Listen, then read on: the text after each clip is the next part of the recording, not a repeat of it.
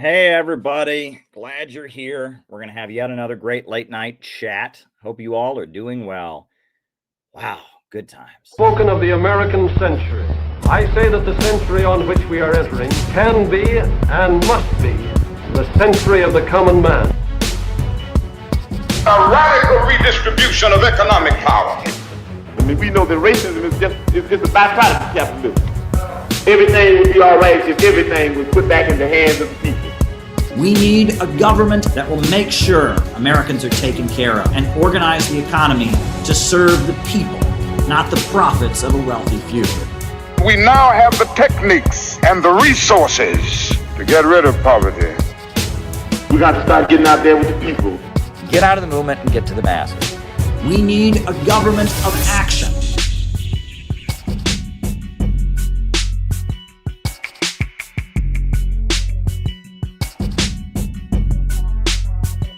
Welcome, everybody. I am so glad that you are here tonight. We're going to have yet another great late night conversation. It is winter in New York City, I'll tell you that much. There may not be snow on the ground, but the wind is blowing. I make sure to step outside every day and, get some sunlight, walk around the neighborhood, and the wind is blowing, let me put it that way. And for some reason, my allergies are going crazy. I might be sniffling a little bit tonight, but that's okay.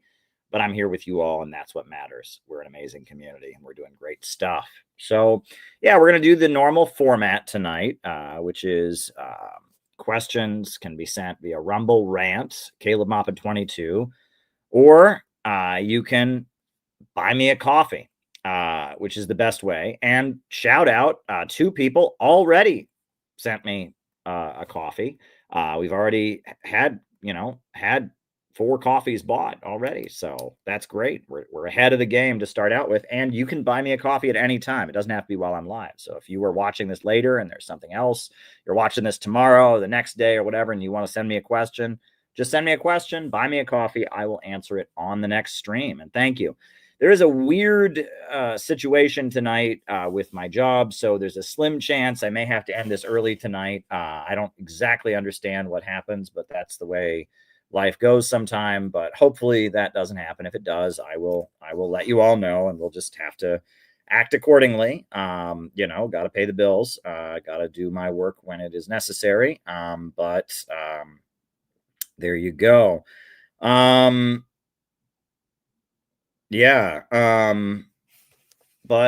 other than that, we're just going to do a normal stream tonight.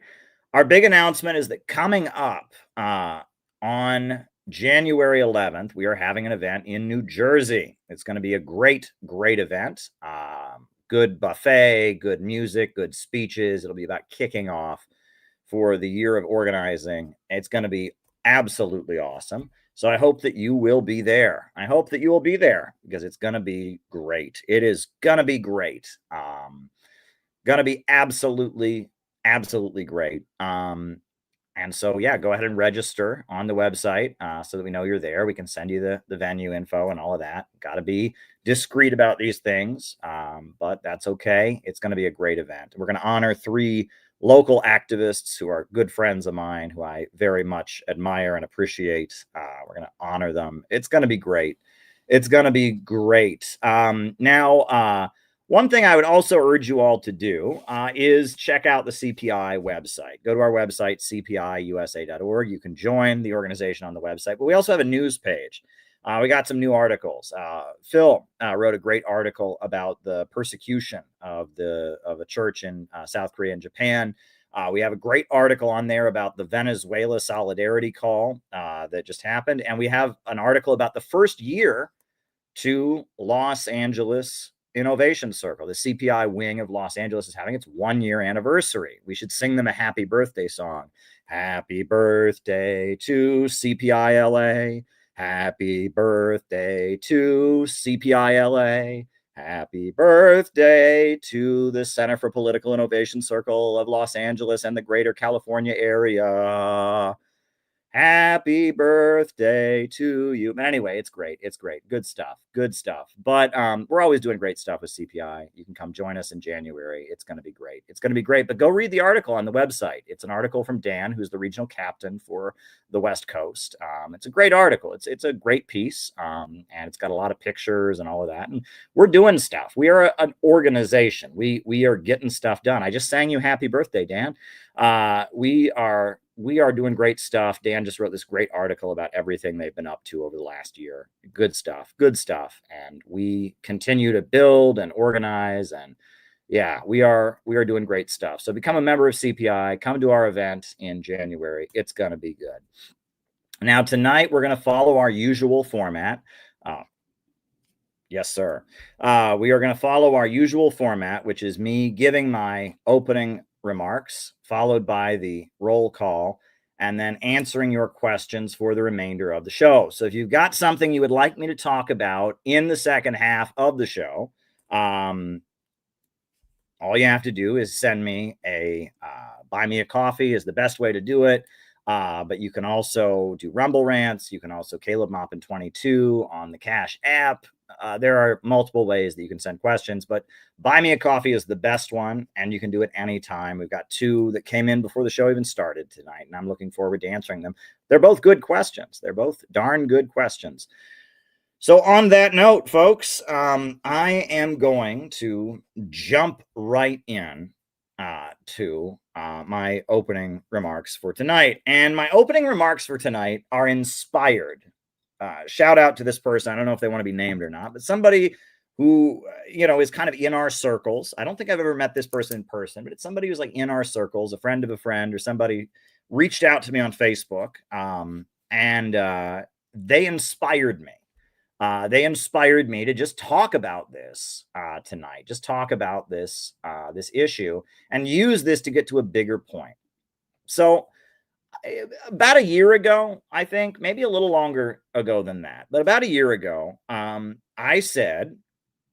made a video which said what I believe, which is if you want to be technical about it, we're not against capitalism, we're against imperialism. Now, the video I made, everyone who watched it thought I made great points, but there was a hubbub of people on the internet, people on the communist internet, who threw a hissy fit about it. But, that in and of itself has some important lessons for what we're actually trying to do. And I'm going to get into it here. So how did I get involved in all of this? Why in the world am I doing CPI? Why in the world is a guy from a small town in Ohio, why did he risk his life on a ship trying to deliver medical aid to Yemen with the Iranian Red Crescent Society? Why have I traveled the world? Why have I met the Russian president a number of times? Why is it that I've written all kinds of books and, been to Venezuela? And how in the world did any of this happen? This doesn't make any sense. Well, it happened. I'm not going to tell you my whole life story here tonight, but it happened because I became aware of the fact that the US government doesn't really work for the American people. It works for big banks and big corporations, and that this is an international economic system called imperialism. Lenin called it imperialism. Henry Charles Carey, an economic advisor to Abraham Lincoln, called it the English system. And now, increasingly, geopolitical analysts are calling it Atlanticism or thalassocracy. They're all pointing to the same thing, that the world is ruled by a group of big banks and big corporations based in Western Europe. Wall Street and London dominates the world and is keeping the world poor and impoverishing the world and holding back development. That system is called imperialism. And that countries around the world, like Iraq, like Iran, like Venezuela, like Cuba, like Russia, like China, have broken out of that system. And that is why they are targeted and attacked, because they've broken out of that system and that they are able to start building and developing. and that this system of globalism, imperialism, is not about economic growth. It's about the opposite, right? When the British Empire went to India, they burned all the looms. They forced the people of India to import their cloth from Britain. They'd been weaving for thousands of years, since long before the British could weave. But yet, when the British went there, they burned their looms and seized them. Nigeria, at this point, is the top oil-producing country on the African continent, and they're very poor. And if you go to Nigeria, you will find a very low life expectancy. You'll find a very high rate of illiteracy, very high rate of malnutrition.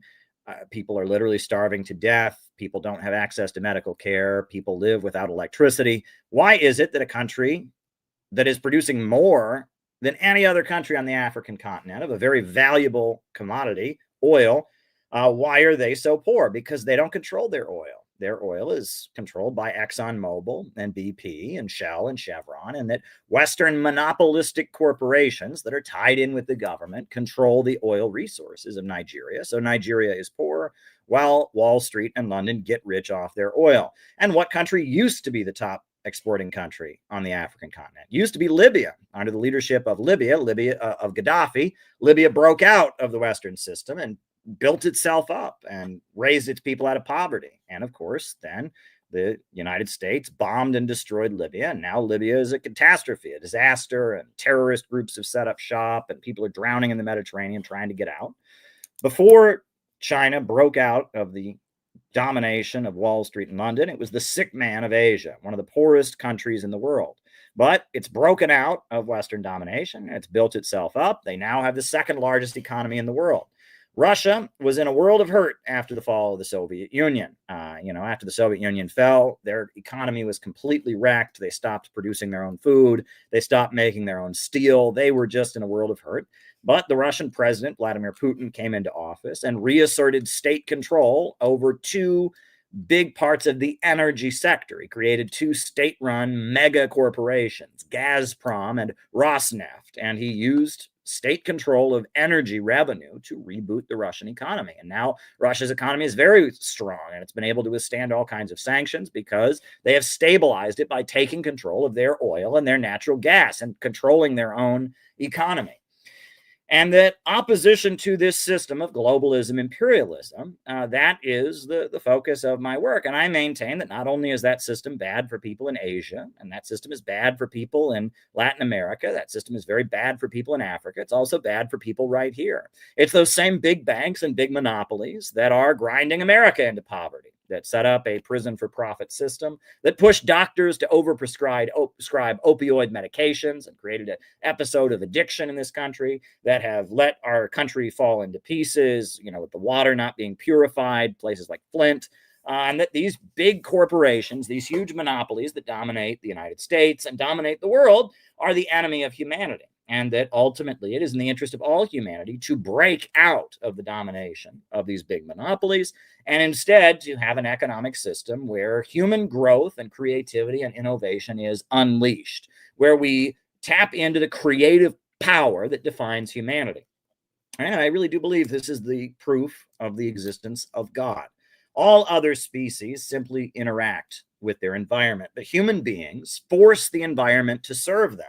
And the whole history of human civilization has been reinventing our relationship with nature and using nature in a more efficient way, getting to a higher plane, increasing our population, increasing our life expectancy, making life more comfortable. Human beings have an ability that no other species has. We have creative power. And just as God is the creator of all things, human beings have creative ability. We have a spark of divinity within us, right? And that is what defines humanity, and that is what is beautiful. And we should celebrate the human creative power, the spark of divinity, the soul within human beings. With artificial intelligence, they can make machines that can play chess like human beings can. With artificial intelligence, they can make machines that can drive cars like humans can. They can make machines that can make graphics, but they don't have a soul. And that's what people, when they look at artificial intelligence, they say AI can do anything, but it still has no soul because it does not have the spark of godlike creative power.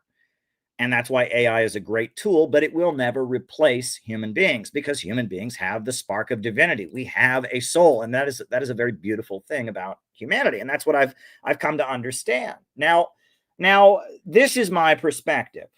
And for many years, up until very recently, I maintained what I thought, or what I understood to be, a communist perspective. Now, because when I was young, when I was, 14 or 15, all the groups that were protesting the war in Iraq were communist groups, right? You had the Answer Coalition that was led by the Workers' World Party and eventually the Party for Socialism and Liberation. You had United for Peace and Justice, which was led by the Communist Party USA and Democratic Socialists of America. You had Not in Our Name, which was led by the Revolutionary Communist Party. And if you were against the imperialist system, and if you were standing up for the countries that were being bombed and attacked because they resisted imperialism, countries like Iraq and Cuba and Venezuela and Iran, then you were a communist. It was just kind of common sense. And that's where I started out. And I spent my entire adult life in communist organizations. I was first around a Maoist communist group in Cleveland. I eventually joined the Workers' World Party. And I worked for Ramsey Clark. Ramsey Clark was the US Attorney General under Lyndon Johnson. He became an anti-war activist and an international lawyer. And I worked for him and the International Action Center. I was their public spokesperson during the Occupy Wall Street protests. And after Occupy Wall Street, I started appearing pretty frequently on international television. I ended up working at the United Nations, working at the press TV desk for the Iranian TV network. I ended up visiting the Islamic Republic of Iran. I ended up going to Venezuela. I ended up going to Russia. And my perspective on things started to change. And it started to change because I realized that the countries around the world that were fighting imperialism, some of them were communist in that they were led by communist parties. Some of them were not, right? Iran, they definitely don't believe in communism there. They're Muslims. They're Shia Muslims. They believe in not capitalism, but Islam, and they reject the Marxist ideology, but they also reject capitalism. They believe in, in his Islamic system, right? Not capitalism, but Islam. Right. And that, Venezuela and Nicaragua, they talk about Bolivarian socialism. They pull from Marxism. They also pull from Christianity, also from the indigenous traditions. Right. And that there are many different ideologies. Russia, they were communist during the time of the Soviet Union, but the Soviet Union fell. Now they are very Christian in their outlook. The Russian Orthodox Church is a really big part of Russian identity and culture, but they're also very proud of what the Soviet Union achieved. And, it's a mixed bag. But I realized that in all these countries, the focus is on economic growth, building, developing. And during the financial crisis of 2008, I learned why our economy is not growing and why economic growth in the United States is not consistent, and why since the 70s and 80s, but especially since the 2008 financial crisis, living standards in the United States have been dropping. And it's because of this problem of poverty created by abundance. The problem that we have an economic system that makes no sense, where people are homeless because there are too many houses. That's why the U.S. economy crashed in 2008. There were too many houses, and Americans couldn't afford to keep buying them. And so the economy crashed. The housing bubble burst. People become hungry because there's too much food. In fact, the U.S. government spends millions of dollars every year buying cheese from farmers to bury it in a cave in Missouri, buying other agricultural products and destroying them just to keep the price of agricultural products and dairy high enough that the farms don't go out of business. This doesn't make any sense. And that the more efficient technology becomes, the easier it becomes to produce goods, the fewer people get hired. And as a result, the economy crashes. And you have this problem that is an unnatural problem. Glut, G-L-U-T, glut, poverty created by abundance, unnatural poverty. That doesn't make sense, right? If people are hungry, it would make sense if there was just not enough food. But if the market has so much food on it that people lose their jobs and become homeless because there's just so much food on the market, that doesn't make any sense now, does it? right? If people are homeless because there's a shortage of housing, that makes perfect sense. But if the market is glutted with so many houses that corporations go out of business and banks fail and all of that, and people are sleeping on the streets, this happened in 2008. I remember the tent cities that sprung up in Nevada and other places where people were homeless because there were too many houses. That doesn't make sense. We have a highly irrational economic system. And that what we need is what they have around the world. The countries that have broken out of imperialism, broken out of globalism, broken out of the English system or Atlanticism or whatever you want to call it, they have a government that rationally organizes the economy and invests in communities. And, they have state-run banks. They have public ownership of their natural resources. And because of that, they don't have this problem. They control the economy and they invest in their people. They provide education, they provide housing, they provide healthcare, and they invest in their people, and that's why they continue to grow.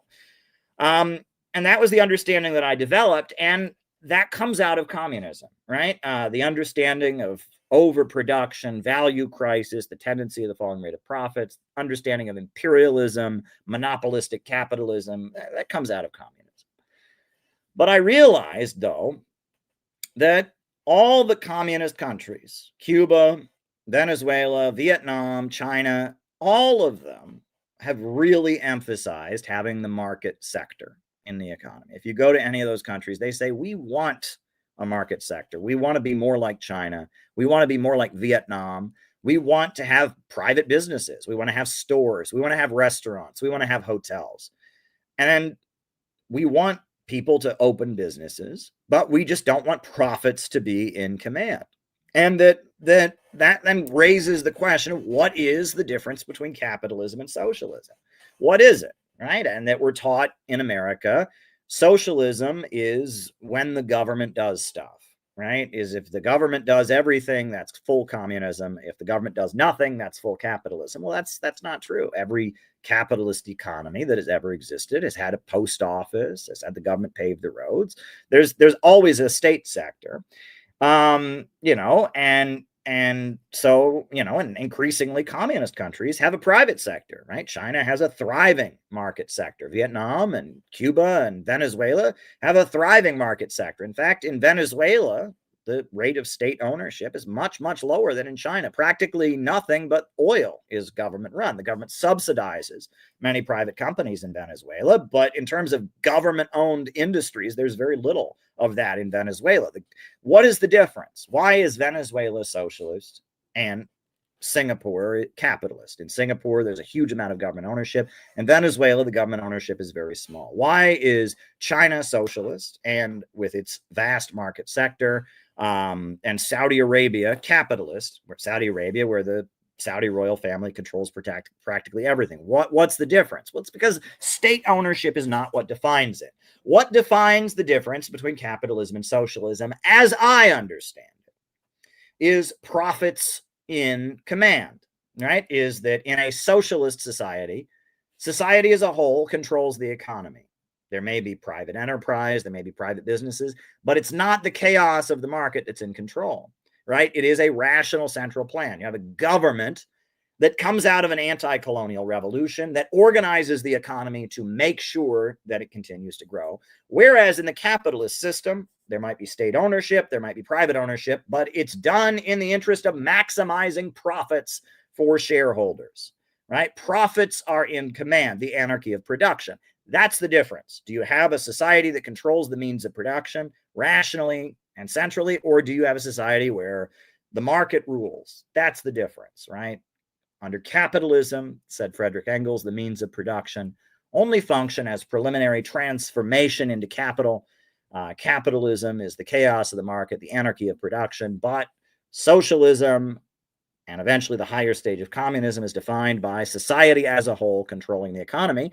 And we understand that a big part of socialism might be private businesses, private enterprises, but they don't function according to what they want. And you go to China, even though there's a huge market sector there, the corporations must do what the government says, right? And that they have to operate in accordance with the overall state central plan for the good of the nation, right? They can't just do whatever is profitable. They might want to, but at some point the party might step in, and the party subsidizes them. The government subsidizes them and regulates and controls them, and they do what the market says, not what the market says, but what society as a whole tells them. And that's why in 2015, the Shanghai stock market in China went down very, very dramatically.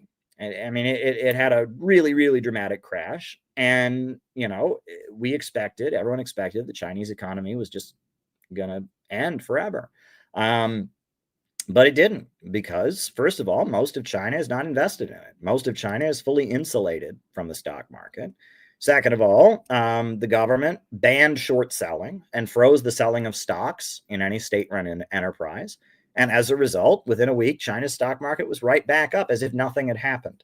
And that if there was a similar drop on the American stock market, I mean, food would stop being delivered, the electricity would go off. I mean, there would be riots in the streets. There would be the entire country would fall apart if we had that kind of stock market crash. China had a big stock market crash. It wasn't pleasant, but it didn't really have that much of an impact because the irrational market is not in control. Society as a whole, and the Chinese Communist Party that represents its 90 million members that are embedded in communities all over the country, they rationally organize the economy.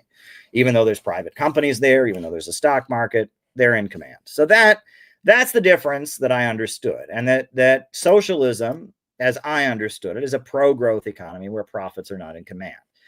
However, I was increasingly, as I traveled the world and came to understand that, I was coming to realize that how I understood socialism and capitalism was not, let me emphasize, not the way American communists understood.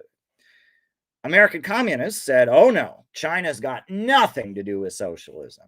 Cuba, Venezuela, Iran, these countries, that's not real communism. That's not real socialism. No, socialism isn't a planned economy. Socialism is worker cooperatives. It is when you have a company that operates according to profit, that sells things and operates according to profit, but those profits are shared by the employees. Well, I hear that, and that's that's still capitalism. Even if it's cooperative capitalism, even if it's an employee stock ownership program, that's still capitalism because profits are still in command, and all the problems with the market are going to happen still, right? At that job, you're going to get a bigger share the fewer employees there are. So you're going to want as few employees there so that you get a bigger share. And that means you're going to replace human labor with technology. And so you have the same problem. And, what if you work at a company that produces painkiller medicines? You're going to push doctors to overprescribe them because you're going to want to maximize profits. What if you work at a company that makes weapons? Aren't you going to want more war so that your company and you get a bigger share? Like just sharing the profits in a profit-centered economy, that has nothing to do with what socialism is in the way I understood it. But the way these folks understand it, it's the opposite. What I believe has nothing to do with socialism, right? They don't care if you have a rationally planned economy. They look at China and they say, well, in China, the workers are not all equal shareholders in the company. They don't get to elect their boss. So that's not socialism. And they look at Cuba and they say, well, Cuba, it's not a worker cooperative where every little factory sells every product to everybody else. It's not pure workers' democracy from below. So we have completely different understanding of what it is. A completely different understanding. And not surprisingly, my belief is that anti-imperialism is the basis of what it's about. We support anyone around the world who is struggling to break their nation or their country out of the domination of globalism, imperialism. Well, these socialists in America, their understanding is, no, we want to bring human rights to Cuba. We want to bring human rights to China. We want to tear down Russia. We want to overthrow these countries because they're not free. They're brutal dictatorships and they don't have LGBT rights. And they want to do the opposite, right? They are all about globalism because they equate the Western system with freedom and democratic rights. They view socialism as just an expansion of the Western ideals of radical individualism, etc. So I realized that the people in America who call themselves socialists and communists, what they believe and what I believe as an anti-imperialist, as someone who's traveled around the world, is not the same. And that many of the countries that are anti-imperialist and have centrally planned economies and have broken out of the domination of the Western system are not doing so on the basis of the Marxist ideology any longer. Certainly not in Iran, certainly not in Russia, perhaps to some degree or other in Venezuela and Cuba, and definitely in China and Vietnam. They definitely identify with Marxism-Leninism, but even the way they understand it has changed. Cuba does not tell you that Che Guevara was a brilliant economist. They say in Cuba that Che Guevara was a brilliant anti-imperialist, but they say that his economic policies that he implemented in the early years of the Cuban Revolution were a disaster. Che Guevara believed you could build socialism without material incentives. He wanted to make everyone in Cuba equal, and he didn't believe in material incentives, and it was a disaster. And that many of the communist governments during the Cold War fell into the trap of believing that you can create equality in poverty. You can't create equality in poverty, right? As long as there is scarcity, some will have and some will have not.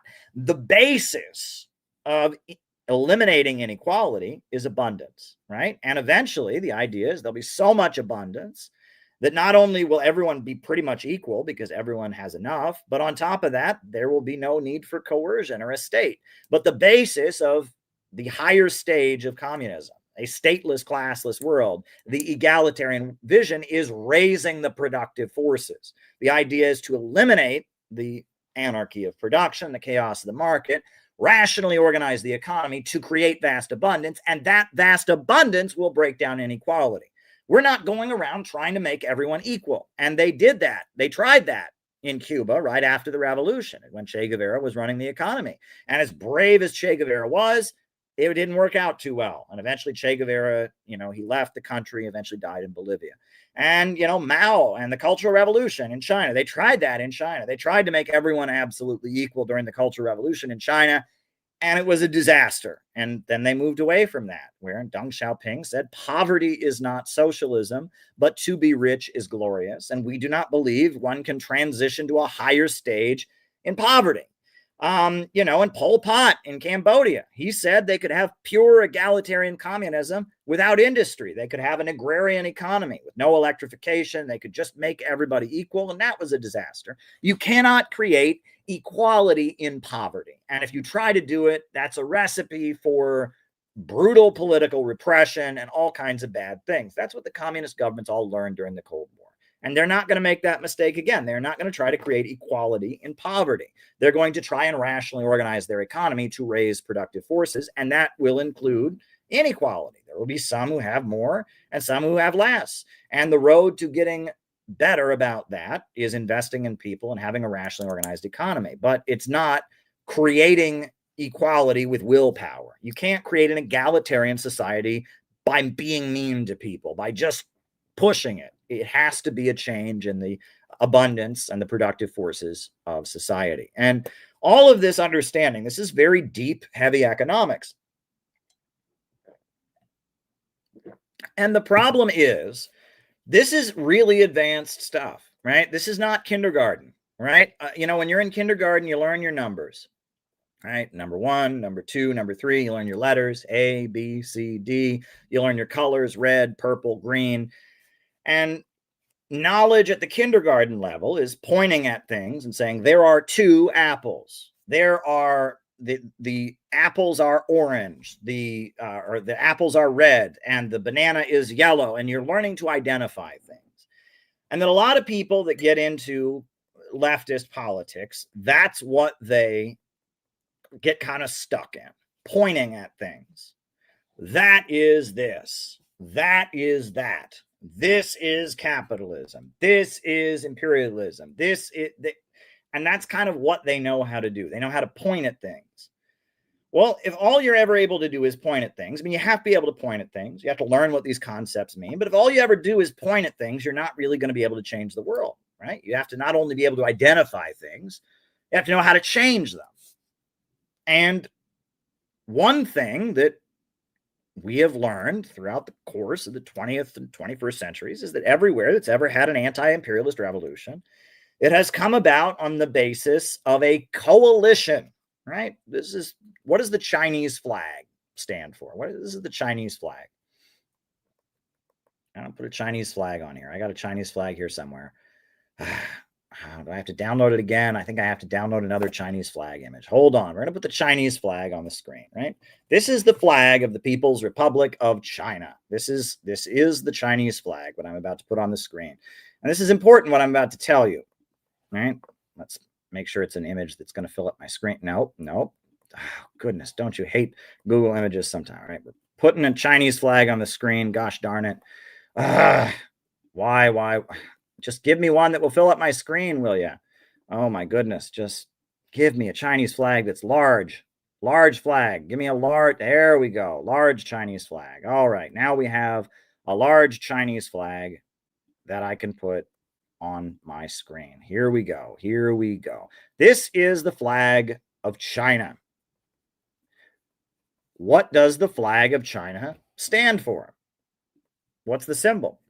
Well, the big star, the big yellow star, represents the Communist Party, which is the leader of the People's Republic of China. What do the four small stars stand for? Well, they represent what was called the block of four great classes. The block of four great classes. And those are the people that came together to break China out of imperialism. And they were the working class, and the peasantry, and the urban merchants, and the national capitalists. The capitalists.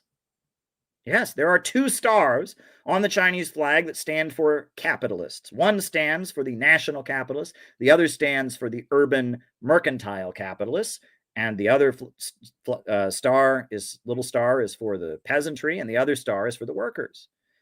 So what does this mean? What does this mean, Caleb? I guess the Chinese, they must not be real communists, right? They have capitalism on their flag. Well, the point is, we're not fighting against just regular people who own businesses. In fact, there's lots of that in China.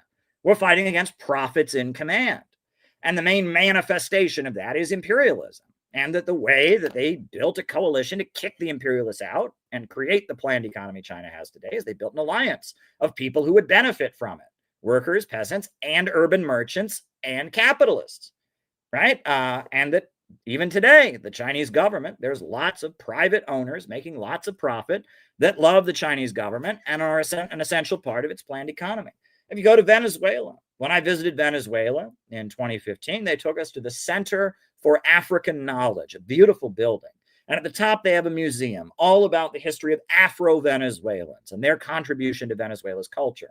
But what was all throughout the building? Stores, private stores owned by capitalists that have stores that sell products that are loyal to the Bolivarian Revolution, right? And if you go to Cuba now, there's a big wave of small business owners. And in fact, 21st century socialism, any anti-imperialist government that you go to nowadays has capitalists that are part of it because they're functioning, they're making profit as part of an overall planned economy free from imperialism. And profits are not in command. The anti-colonial, anti-imperialist government is in command. But the market is a big part of the planned economy that unleashes growth. And that the government does a lot to unleash the innovation and creativity of small business owners. So that is what I've come to understand things as. And this is completely different than how socialists and communists and leftists in America understand things, right? They see it completely differently. But I had a big aha moment years ago. I wrote an article, and the article I wrote was making fun of libertarians because libertarians hate communism. They hate communism with all their heart. They hate the commies. They believe in capitalism.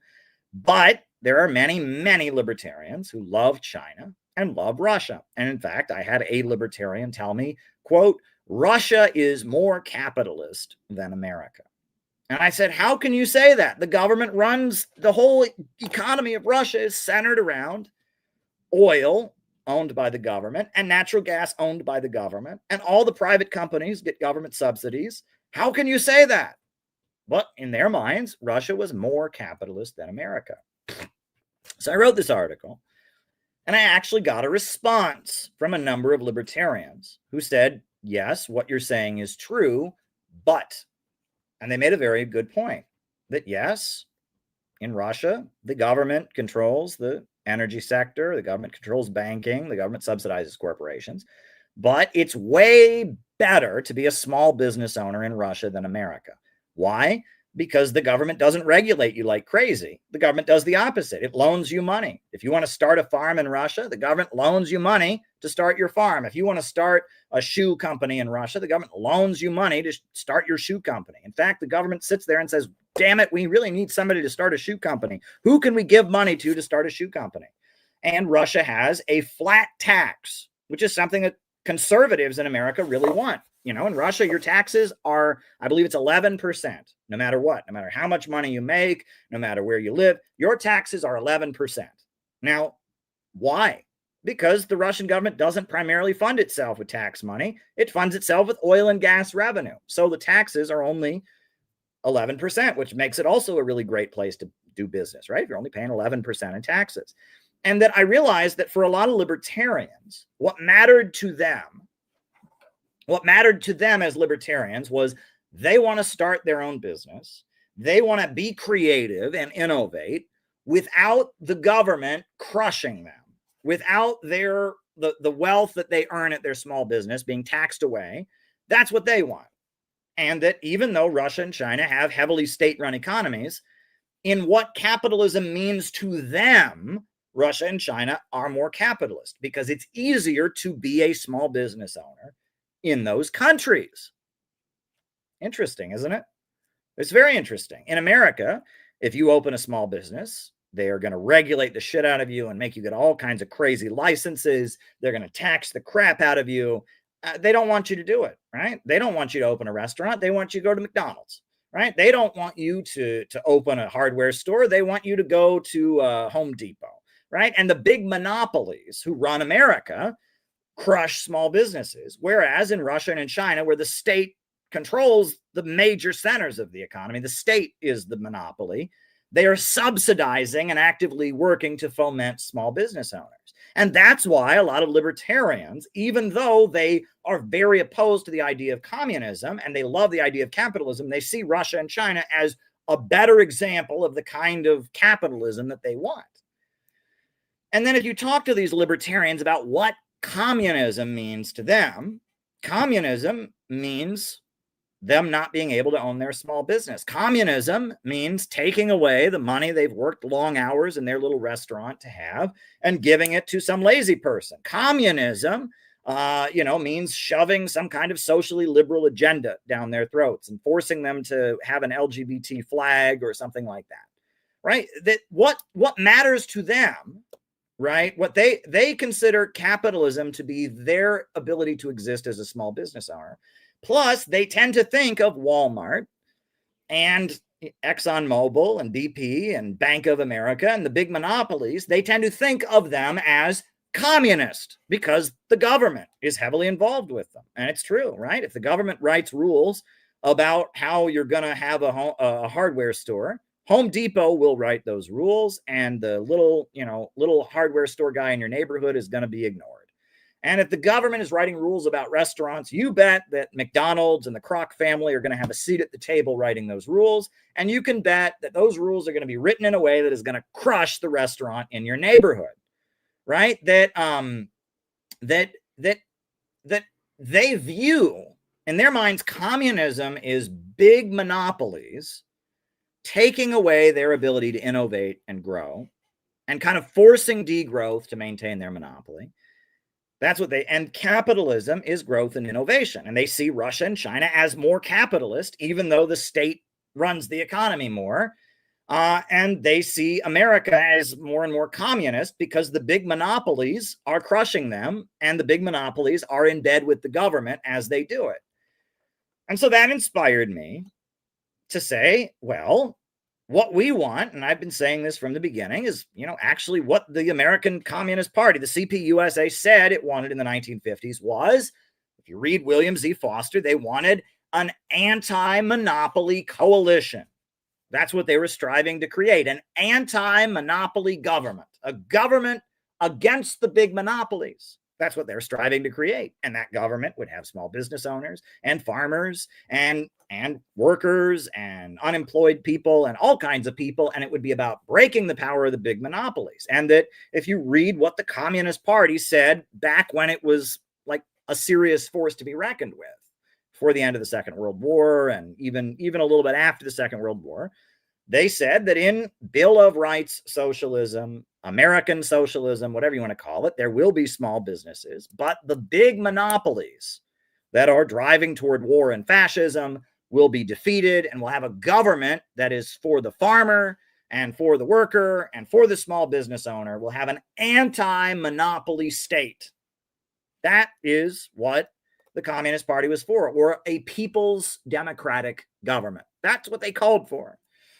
Well, that sounds pretty good to me. An anti-monopoly government, an anti-monopoly state, right? And that's basically what they have in China. That's basically what they have in Vietnam. That's what they have in Iran. That's what they have in Venezuela.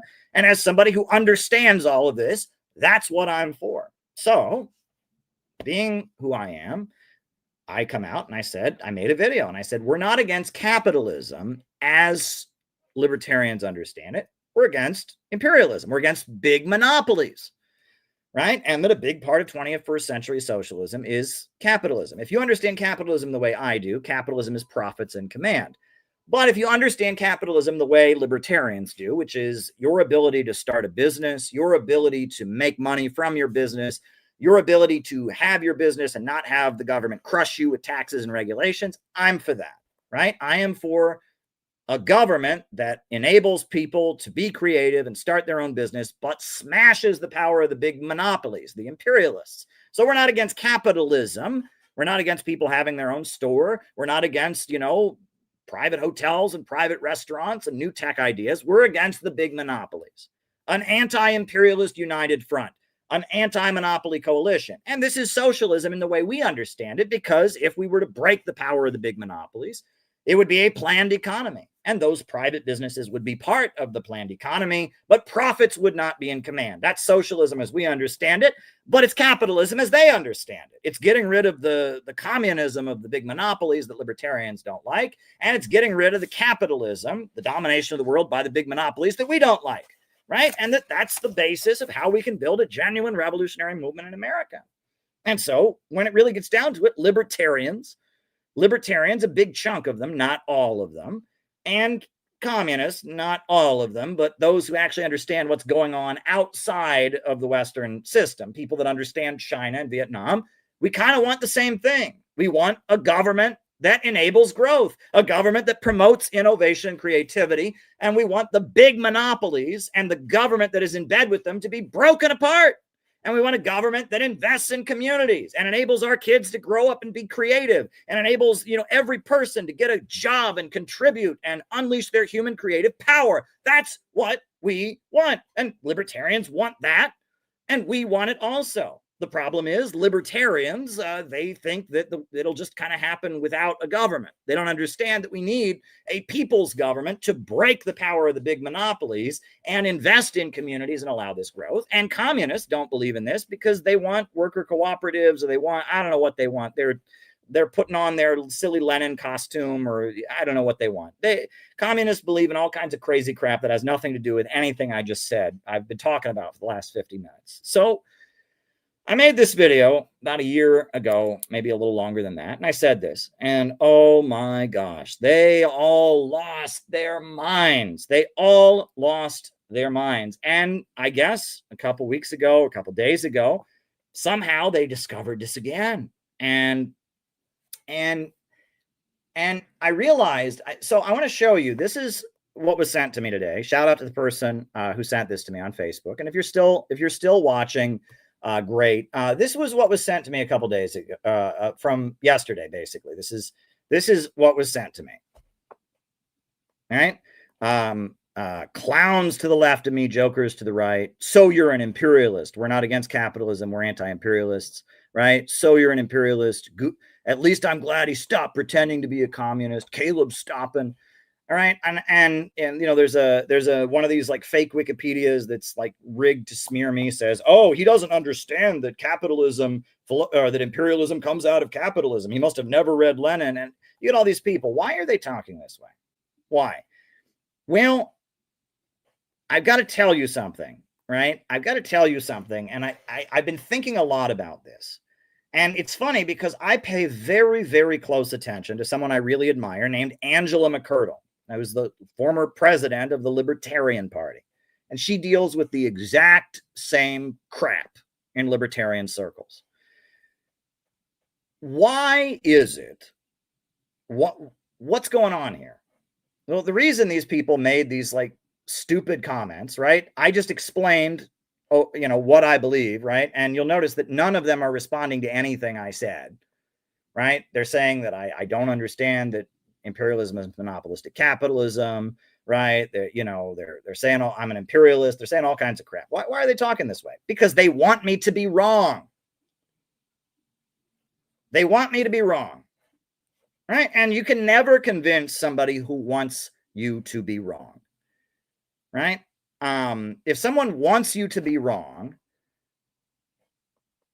they are going to keep having you be wrong, right? Upton Sinclair, he had that famous quote, "It's impossible to convince a man of something if his salary depends on him not being convinced of it." But it's not just economic reasons, it's also psychological reasons. The internet is full of people who want me and you and basically everyone else to be wrong. Why? And for me, the reasons that I'm wrong, it's like a mile long. First, I was wrong because I met with Alexander Dugin. Then I was wrong because I said you can be patriotic and be a socialist. God forbid, right? We got to burn American flags. God forbid. And then I was wrong because I said that Trump was better than Hillary Clinton. And then I was wrong because there's a list of reasons that I'm wrong. And it just keeps getting longer. And I'm the leader of a cult, and I'm evil, and I'm a sex pervert, and oh my God. I mean, they have and it's always changing, but it's the same people. It's the same collection of internet people that are absolutely determined that Caleb is wrong. And the more that I do for the causes they supposedly believe in, like anti-imperialism, etc., the more they are determined for me to be wrong. What is going on here? Well, this points to the reality of dissident politics. And it's the same in libertarian circles. The more Angela McCurdle achieves for the libertarians, the more libertarians hate her. The more libertarians are determined to destroy her. Why? Why is this? It's because, unfortunately, dissident politics in America at this time is made up of people that are very desperate for validation. And we just need to understand this, right? And it's not good or bad, it's just a fact. And it might be the chicken and it might be the egg. We don't know exactly why, and it's different in every person's case. But generally, people in America don't become communists or libertarians or fascists or dissidents. People don't become serious dissidents in America without, in the process, to some degree or other, becoming desperate for validation. Why? Well, sometimes it's that they are hurt beforehand, right? And that society has hurt them. They were abused growing up, or they've suffered, or they've suffered some kind of hardship. They grew up in poverty, or they were discriminated against, or they were bullied. And that is what makes them kind of alienated from society. And that leads them to discover this kind of politics. Or it goes the other way. They discover this kind of politics, and the reaction is, you're crazy. You're an extremist. You're repeating conspiracy theories. You must be mentally ill. And they get this very negative reaction from their family members and their relatives and their coworkers and everyone they know, because they know that something is true, and everyone else is just kind of like, nope, can't acknowledge that, because they have to fit in. And so they get hurt in that way. So whether it's they're hurt because of the politics, or they turn to the politics because of the hurt, no matter what, the politics, adopting dissident politics of any strand in America, unfortunately, at this time, comes with hurt. The people who adopt this kind of politics get hurt. Maybe they were hurt before and that's why they found the politics, or maybe they found the politics and as a result got hurt. But this kind of politics comes with pain. It comes with being hurt, and it's probably both, right? It's like maybe you were hurt and you turn to the politics, but then you get really hurt because of the politics. It becomes a reality of this kind of politics is if you have this kind of politics, you're in pain. You feel isolated. You feel like you are an isolated person. Society, to some degree or other, treats you like a freak. You're on the defensive to prove that you're not a freak, that you're not wrong. You're angry with mainstream media. You're angry with the government. You're angry with all the things that people believe that are not true. And when you're in that kind of situation, right, you very much need validation. Hold on. Yep, I told you there might be a situation. All right. Yep. Got it.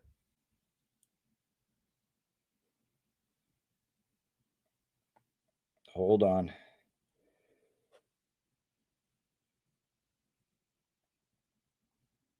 Okay. I told you all there might be a situation. So I'm probably gonna have to pause the stream for a little bit. But before I do that, I'm gonna finish making my point. Okay.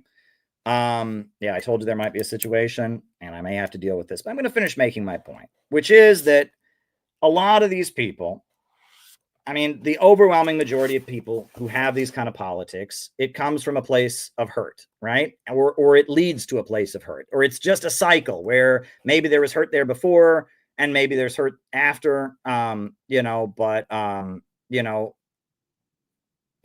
it's there, right? And that's just the reality of these kinds of situations. So, it leads to this place where those of us who get into this kind of politics need validation. We need to be told that we're good. We need to be reassured. We want attention for ourselves. We want to be appreciated for what we do. And that there's this need for validation that underlines so much of the activism that goes on in dissident spaces. And in a lot of cases, there's kind of a disbelief that we could actually win. It's just kind of this belief that we'll get validation. And as a result, competition breaks out. And one thing about these dissident spaces, this is true for libertarians, this is true for communists, this is true for the far right, is that everybody in those circles wants unity. Oh, we want unity, right? Every communist I've ever met, not every, but it's an exaggeration. Oh, a lot of young people, I was one of them, when they become young and they start calling themselves a communist, they discover that there's 50 different communist groups. And they think, wow, there's so many different communist groups. I'm going to get them all to merge into one organization. And I'll be the smart one who thought of that. And everyone will appreciate the fact that I brought them together. Well, pretty soon you get a big wake-up call and you realize, there's a reason these groups are not together. I'm not just so smart that I'm going to tell these groups not to be together, and that you get a real reality check, right? There's this ego of assuming that all these 50 communist groups have just never thought of coming together. And I, as a smart young person, I'm going to get credit and I'm going to be the smart one who brings them all together. Well, no, you're not. And and all these groups, and I'll just tell you, all the communist groups, all the libertarian groups, all the right-wing groups, they all want unity until they have to share with somebody. All right. They all want unity. Why can't we all just unite? Why can't we all be one? But the second that unity means treating other people with respect, the second unity means sharing the spotlight, the second unity means giving somebody else attention and not getting all the validation for yourself, they don't want unity. And the oldest trick in the book, I must say, is when people, and I've seen this over and over and over again, when somebody gets a little bit of something, right? They have a little bit of funding, or they have a little bit of a social media platform, or they're good at reserving permits. And so what do? They dominate and they announce anyone who doesn't work with me is just against unity, right? This is the oldest trick in the book. The Answer Coalition used to do this. They would reserve the permits in Washington, D.C., and they would treat everyone else like crap, and no one else got to speak at their rallies unless they went through them. But their response to anyone who criticizes them, or anyone who won't go to their rallies, or anyone who won't join their coalition where you don't get any say and you just have to do what they say, is, oh, you just don't want unity. Why don't you want unity? They're fine with unity as long as they're in charge. And the same, ACP tried this crap against CPI, right? They specifically told us they wanted no relationship with CPI, right? But then they went around telling people CPI just doesn't want unity, right? They didn't ask us to be part of it. They actually told us explicitly they did not want us to be part of it. But their response was, oh, well, Caleb is just crazy. They just don't want unity. Now, this is the oldest trick in the book, right? No communist group is ever sectarian. It's just all the other ones. All the other ones are sectarian, right? It's just this game that they play. They all want unity until unity means sharing, until unity means actually treating other people with respect. Then they don't want it. And there's a scarcity mindset among them, which is that, they kind of have given up on ever reaching the population overall, right? That's just not going to happen. They're always going to be small and isolated. So they need to be in charge of the isolated dissident space. That's what they want. They are going to be in charge. No one will be able to have any say in the isolated dissident space except them. They're going to be in charge of the isolated dissident space. That's their feeling, right? They're going to be in charge of the isolated dissident space. And if you're competing not for the attention of the broad masses of people, but to get points within the isolated dissident space, that leads to, what do you then have to do? You have to posture. You have to position yourself, right? You have to show that you're the most pure, right? Why should you be in charge? Not some other tiny communist group. Why should you be in charge? Not some other libertarian group. Well, you have to prove that in order for you to be in charge, you must be the most extreme and most purely communist. You must be the most purely libertarian. You would never. And so in the name, in the effort to position yourself to dominate this isolated space, you then learn to position yourself in the most extreme way. You would never work with any conservative. You would never want private property. You would never waive the American, because you have to be in charge. You're not trying to win over the population at large. You're trying to position yourself as king of this isolated fringe milieu. And that is what has led to radical and dissident spaces being completely isolated from the masses of people. Because if they were to start actually communicating a message in a way that would win over the masses of people, that would immediately subject them to what I've been subjected to. People would immediately start saying, well, you're not the most pure. You're not the most pure. And that's an opportunity for people who want the validation that you might be getting, or competing with you for validation, to expose you as not the most pure and say they deserve the validation, not you, right? And what do we do about this, right? This is basically what it is that these fringe circles, they isolate themselves. They begin competing with each other because they're all desperate for validation. They've given up on ever-changing society. They've given up on but it's about who gets to be the most validated, who gets to be king of the protest cage, who gets to be, who gets the most validation. And in order to get the most validation, you therefore have to prove that you're the most pure, therefore make yourself less and less accessible to people that are not part of the subculture. You have to prove that you're the most pure in this subculture. So what do we do about it? What do we do about it? What in the world do we do about this mess? Well, I got to let you in on a little secret. When real revolutions happen, when real change comes about, it is not motivated by people who are seeking validation. I hate to break it to you, but if you go to a country where there is a mass revolutionary movement, people do not join that movement because they need validation. If you go to a country that has had a revolution, do you think that people were storming the barricades of Russia, overthrowing the Tsar and all of that because they just wanted to prove they're special? No. Right? Do you think that Mao was brought to power in China by all kinds of people that wanted to show that they were right and the people that bullied them were right? No. Right? That serious mass movements that are serious mass movements, that are real mass movements, are not created by people who feel isolated from society and need validation. They are instead made by huge swaths of the population that have no choice. And even the anti-Vietnam War movement, the US economy was quite strong during the Vietnam War. There was an older lady who once told me, the reason that the 1960s radical movement was much more effective was we all desperately needed the war to end. That's what we were concerned about. Sure, there were egos and all of that, but young men were coming home in dead bodies, and we desperately needed the war to end. And because they desperately needed the war to end, people came together. And that ultimately, none of what we are doing now is real organizing. It's an attempt to kind of get stuff done, to represent the dissident political position, to build some political infrastructure. None of what we are doing now is real organizing. We just have to keep that in mind. And to some degree or other, what we're doing now doesn't really matter. It only matters in the sense that we are preparing the machinery and laying the foundations of what will come when the crisis emerges. When a real crisis emerges, people will join organizations, not because they seek validation, but because they need to survive.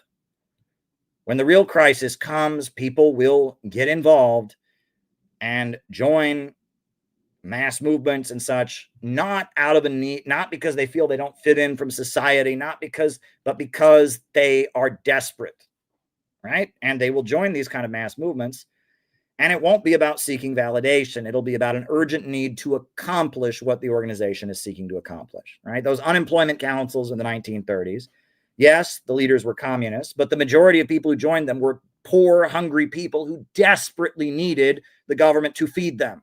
And the Communist Party was leading the bread riots and hunger marches because they desperately, desperately needed that food. And the people who joined the anti-Vietnam War movement, most of the young people that got involved, their friends were coming home in body bags. They had draft numbers coming up. They had relatives over there. They desperately needed that war to end. And they desperately needed the war to end. And that's how real mass movements are carried out. Real mass movements are not, people that intellectually disagree and need validation. And that what we're doing now should all just be understood, that what we are doing is we're laying the foundations for a movement that will come into its time when the crisis intensifies. And it really doesn't matter who's the king of the protest cage now. And it really doesn't matter who gets the validation now, because at the end of the day, there's going to be a real crisis. And when that real crisis comes, there will need to be an organization that is capable of organizing the people and leading them to push for their own interests amid a crisis. And that's what will actually matter. That's what will actually matter. And the positioning and the performative and the who's in charge and who's the coolest on the internet, none of that's going to matter. None of that is really going to matter. What's going to matter is how many people we have together, how we can effectively pull off operations, what political infrastructure is in place to get things done. And with that understanding, we can kind of forget about the infighting, and we can just assume that we're basically building an ark. The story of Noah's Ark, right? Noah built an ark, started building an ark, and his neighbors thought he was crazy, but then the flood came, and Noah's family was in the ark, and all the other people, there were probably people that were the equivalent of millionaires. They got washed away by the flood. There were probably people that owned huge amounts of land and thought they were so special, they got washed away by the flood. All that really matters right now is building the ark. Your Facebook likes, your Facebook shares, they don't matter. How cool you are, how many books you sell, it doesn't matter, right? You have to build the ark. You have to build the ark. That's what matters. And when the flood comes, there will be an urgent need on the part of the people for things to desperately change. And they will have to go into an organization that is capable of leading them in a fight to get what they desperately need. And that's what will matter. And we have to lay the foundation for some kind of organization, for some kind of ark that can be in the position to actually get things done when the crisis hits. And that's really all that matters. And that we're going to continue to get frustrated, and you're going to continue to see these games because people that are attracted to being dissidents in our time, well, they need validation, and we should provide validation. That's an important thing in an organization, right? We should provide validation to people. We have to love people in our communities. We should remember that. We're going to attract people as we're building the foundations. We're going to attract people who need validation. And that's just going to be the reality, whether they needed validation before, and that's why they found the politics, or they found the politics and became triggered and isolated from society, so they needed the validation. As we build the organization, we need to give validation. Why do you think I'm always giving people awards, right? We just gave a bunch of people awards in July. We're going to give people awards in January. Why am I always giving people awards? Because that's validation. People need validation. Why is it that I'm always talking about this person is doing that and this person's doing this? Because people need validation. Why do we have Zoom calls twice a week with CPI members around the country where everyone gets a chance to talk? Because people need validation. And especially if you have this kind of politics, you're not going to get validated from society. You like Putin? You think this society is going to validate you? You think that Mao was not a brutal mass murdering dictator? You think this society is going to validate you? So it's really, really important that we validate each other and lift each other up and praise each other and celebrate each other's accomplishments. And that people get the love within the revolutionary organization that they are not getting from the society that we live in. People need that love. They need that care. They need to receive what this society won't give them. And they need to get the validation and be able to have some comfort and protection from the rejection that this society will inevitably pour down on them for daring to question the lies that hold this society together, the lies upon which this society is built upon. People need validation, and we should provide that validation, but we shouldn't get caught up in the infighting, and we should always assume that we're going to be locked out. And that's our new approach in CPI. If you want to work with CPI, great. You know what? There are people who want to work with CPI, right? The Uhuru movement, they want to work with us, right? The Unification Church, they want to work with us. There are other people who want to work with us, often people who don't agree with us, but share a common goal. You want to work with us? Fine. You don't. But we're not begging to get on anyone's stage. We don't care. You can't please people like this because these kind of people, they don't care what I have to say. They don't care what I have to say. They want me to be wrong because me existing takes away from their validation. Every time I accomplish something for what they supposedly believe in, that means they're not the important one. They're not the special one. And they seethe and they hate me even more. Right? And that's how these kind of circles are. People in this time who become libertarians, who become communists, who become far right or whatever, people who become dissidents in our time do so because they are hurting. They are in pain and they need validation. And, if we are going to get into a pissing contest or a fight with them about about who deserves the validation and all of that, we're going to fail. We need to give people the validation and the love within our own political movement. We need to build each other up and be there for each other. But we need to understand that we are building the foundations of something that will matter not today, but when the crisis comes. That ark might just look like a stupid wooden carving until the flood comes. Until the flood comes, it might just look like a stupid wooden carving. Noah looks like a crazy guy beating on, tying things up, building some giant boat in his backyard. He's a crazy man. He thinks he can hear from God. But then the flood comes and everyone goes, oh shit, I wish we'd been building an ark. Well, that's how it's going to be. We're building an ark, folks. And if you want to help us build the ark, you want to be part of it, fine. You don't, not our problem, but we're not concerned. We are not concerned about trying to position ourselves and posture. I'm the most radical. I should lead the protest. I should be the one who's important. I should be the most popular on social media. Doesn't fucking matter. It really doesn't fucking matter. When the flood comes, what's going to matter is, do you have an ark or not? Do you have an ark or not? And in order to build that ark, you need to provide love and validation for the people that are willing to build it with you.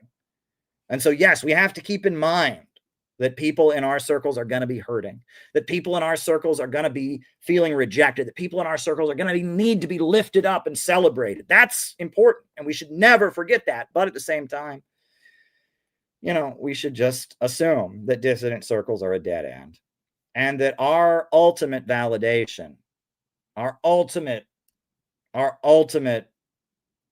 moment will be when the flood comes. That's going to be the moment that matters. That's going to be the moment that matters. And that, you know, what I laid out above, I mean, this whole thing about, you know, we're not against capitalism as they understand it. We're against imperialism. We want to build a united front against the big monopolies. It's just basic common sense. But the fact that there were people that jumped on that, oh, we got you, we got you, we got him. Well, first of all, wouldn't it be great if we were to have a movement, an anti-monopoly cult? But they don't want that, right? They are trying to prove that they are different. They're trying to prove that they are different, and that's all you can say. Now, folks, I do have something. I told you we might get interrupted tonight, and it happened, and it's good in a way, but I just have to take care of something. So I'm going to put on a couple videos, and then when I come back, we'll do the roll call, and I'll answer people's questions. So I'm going to put on one video. I helped put together a rally yesterday. Shout out to Phil, who was there. Shout out to other people in our community who were there. We put on a rally to support a religious leader, Dr. Hak Jahan, who was arrested and is being held in pre-trial detention in South Korea. And this is the video from yesterday's rally. I'm going to put that on. I'm going to put on another video after this. I have to just take care of a couple tasks here, and after I am available again, we'll do the roll call, and then we'll end the stream. So, but I'm going to answer people's questions, roll call and all that when I get back, but I just have to put some music. First, I'm going to put this video from yesterday's rally in Times Square to support Dr. Hak Jahan Moon. I'm going to put that video on. And then after that, I'm going to put on another video. And when I am done taking care of this very important task I must take care of, then I will come back and answer your questions. All right. Thank you, everybody. I hope you enjoyed the opening remarks, and I hope that the insights were appreciated. Here we go.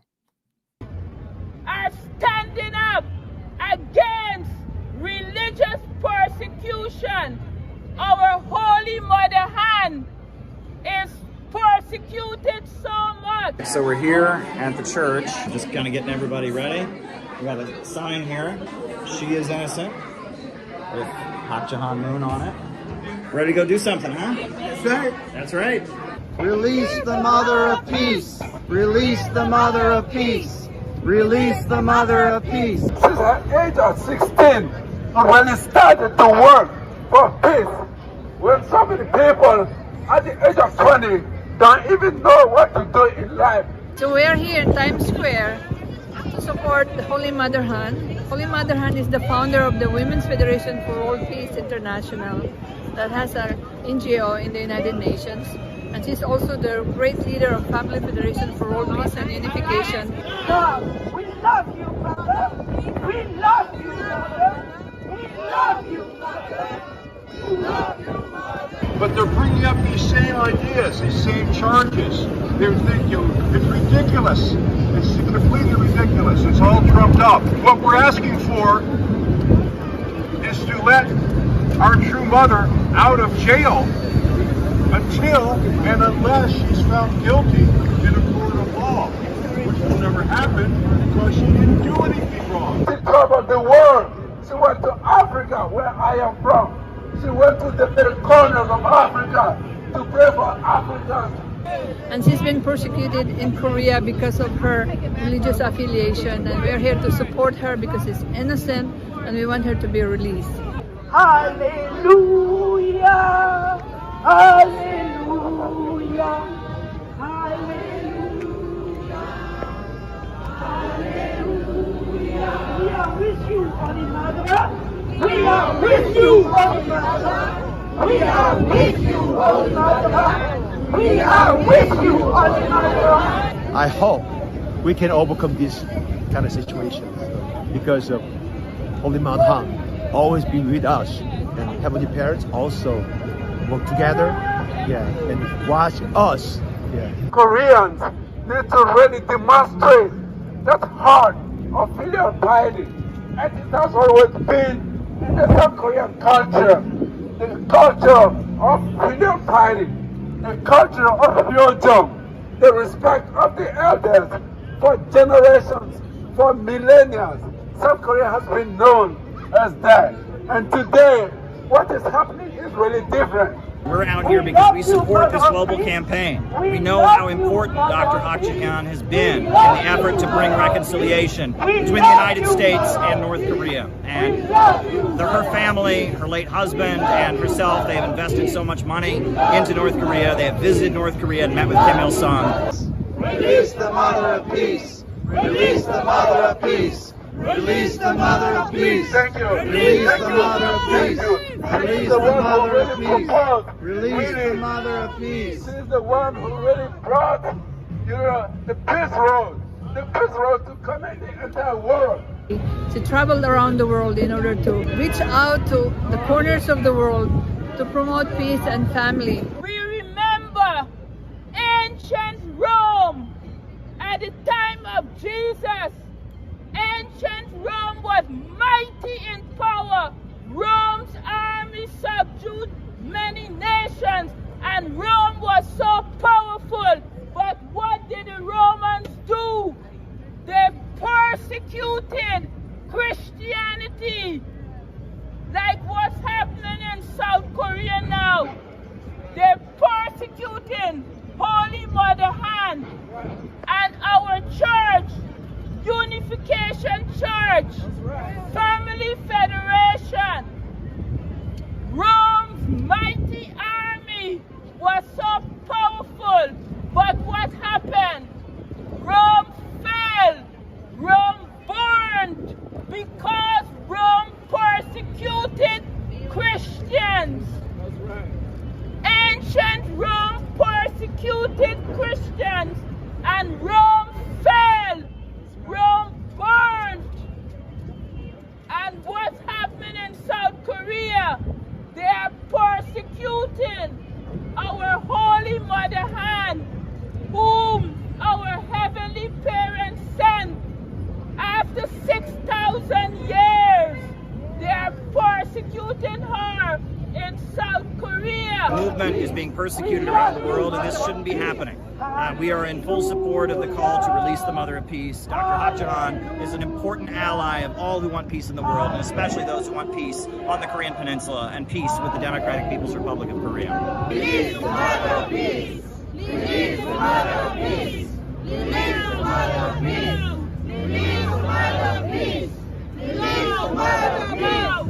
Release the Mother of Peace.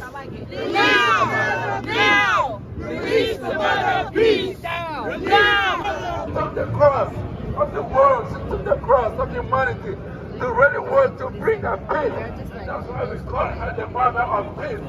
No woman ever on this earth had ever been able to do that. She is the one who really restored the position of Eve. Eve who even fell in the Garden of Eden. Now! Release the Mother of Peace! Now! Now! Release the Mother of Peace! Release the Mother of Peace! Release the Mother of Peace! Now! Now! Release the Mother of Peace!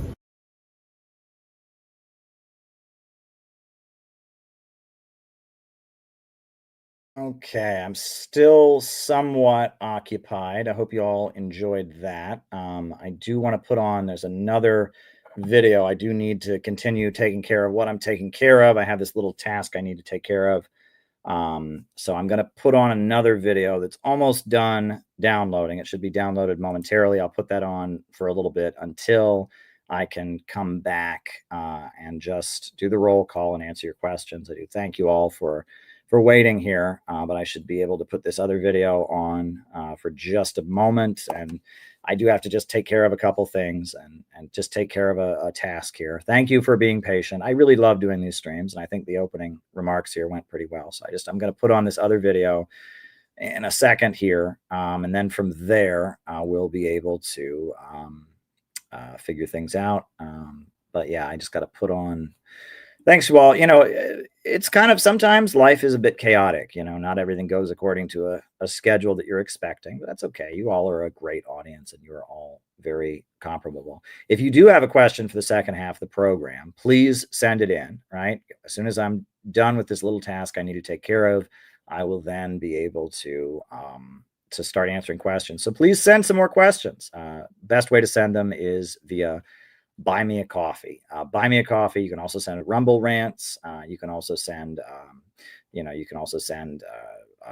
Cash App, Caleb22. But the best way to ask questions in the second half of the show is to send Buy Me a Coffee. So let's see if I can just put this video on while I take care of the task that I need to take care of.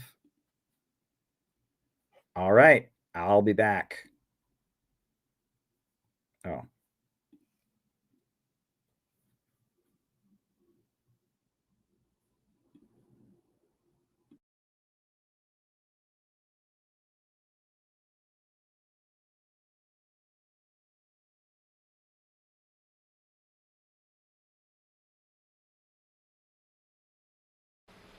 Now, you heard the judge speak about our own labor condition.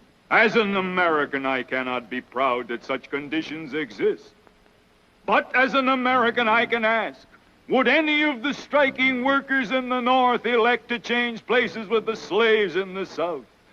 Will they not rather say the remedy is in our hands, and still as an American, I can say, thank God we live under a system by which men have the right to strike.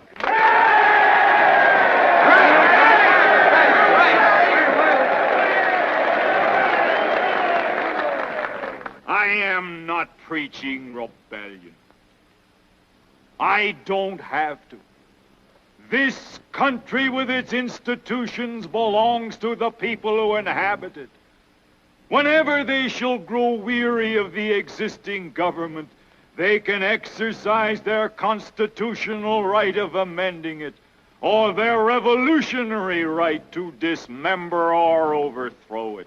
If the Founding Fathers gave us anything, they gave us that.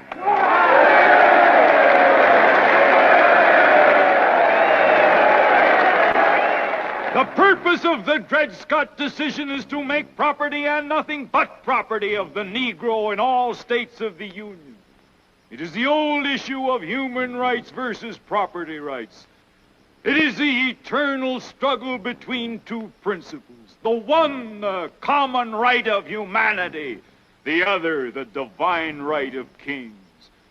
It is the same spirit which says, you toil and work and earn bread and I'll eat it.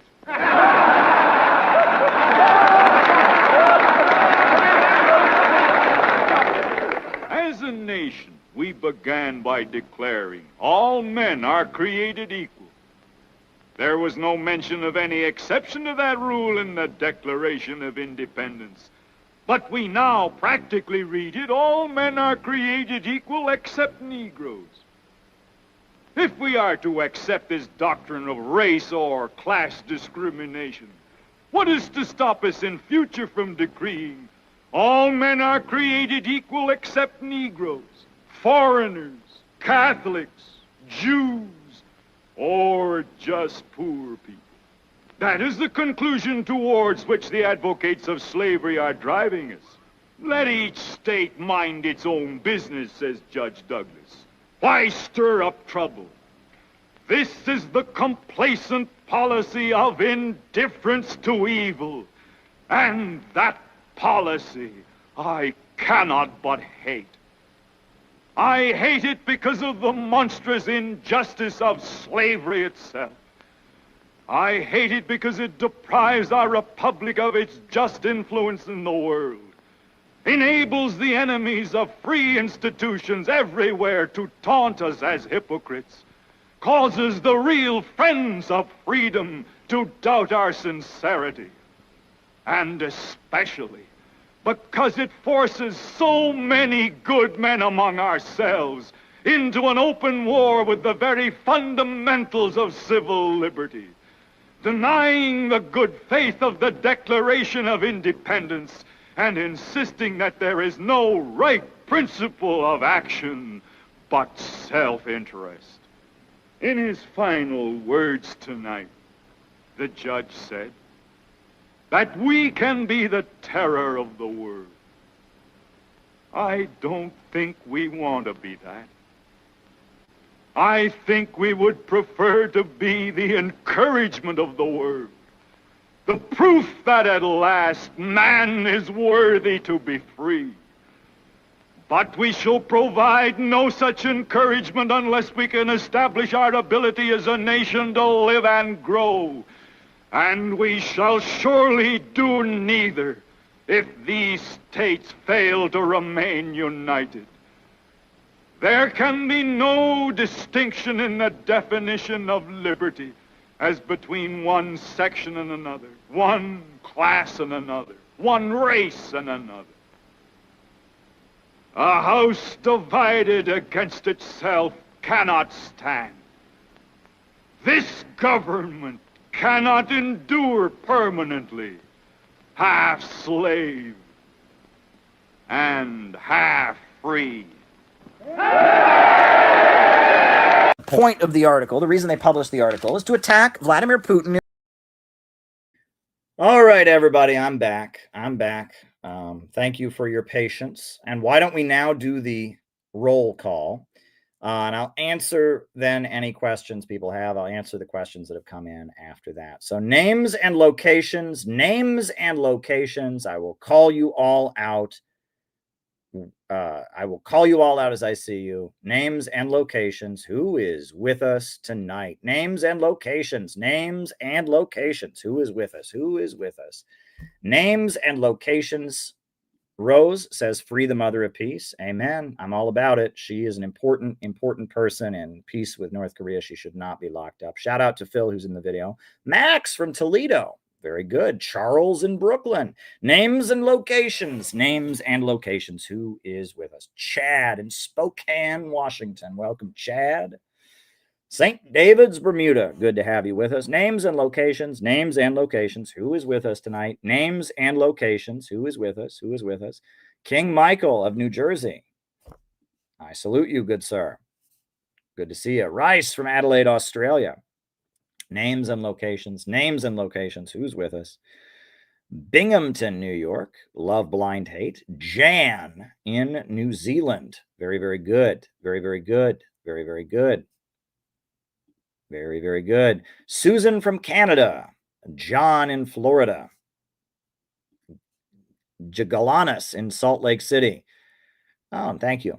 Penny in Minnesota. Good to see you, Penny. Doing great work out there. Akin in New York. Good to see you, Akin. And Ain't a Quirka. All right. Names and locations. Anybody else? Names and locations. Who is with us tonight? All right. Gabby in Chicago. Gabby's always doing great work out there in Chicago. Good stuff. Great stuff. Names and locations. Who is with us tonight? Names and locations. Anybody else? Names and locations. Who's with us? Who is with us tonight? Names and locations.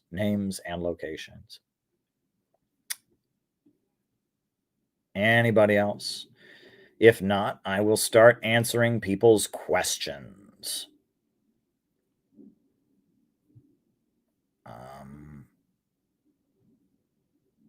I will start answering people's questions when, I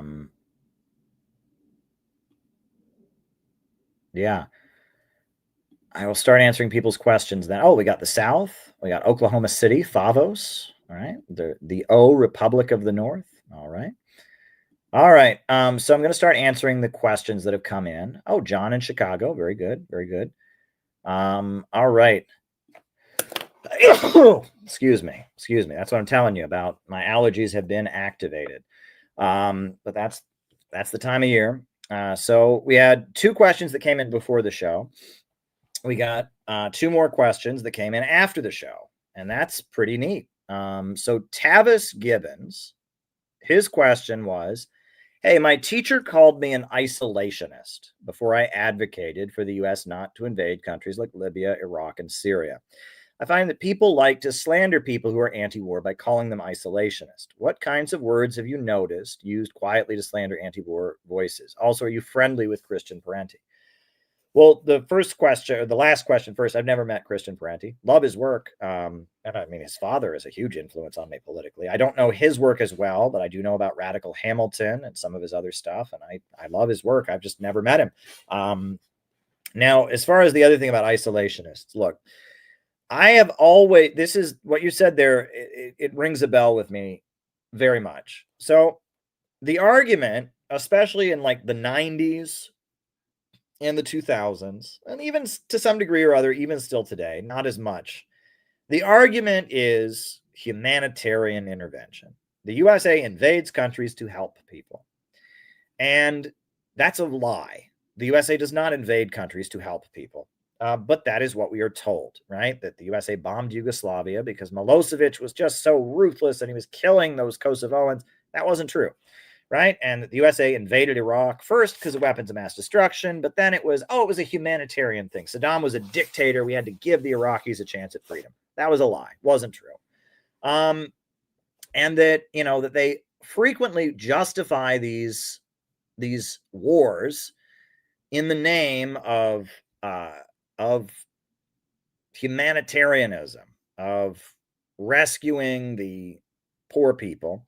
And the idea is that you accept that, but you just don't give a shit. You don't care about those people, right? And that is the accusation. They can't even imagine that you would not agree with that. They just assume that you are a heartless isolationist. You don't care about those poor Iraqis that Saddam is murdering. You don't care about those poor Kosovoans that Milosevic is killing. You don't care. You just don't care about those poor Libyans that Gaddafi is going to kill. You're just a heartless isolationist. And then sometimes you get people on the right. And I mean, I hear this, I heard this a lot, right? This was kind of a precursor to America First. I remember during the Iraq War, occasionally you would get, white working class people who'd say, why are we always helping Iraqis?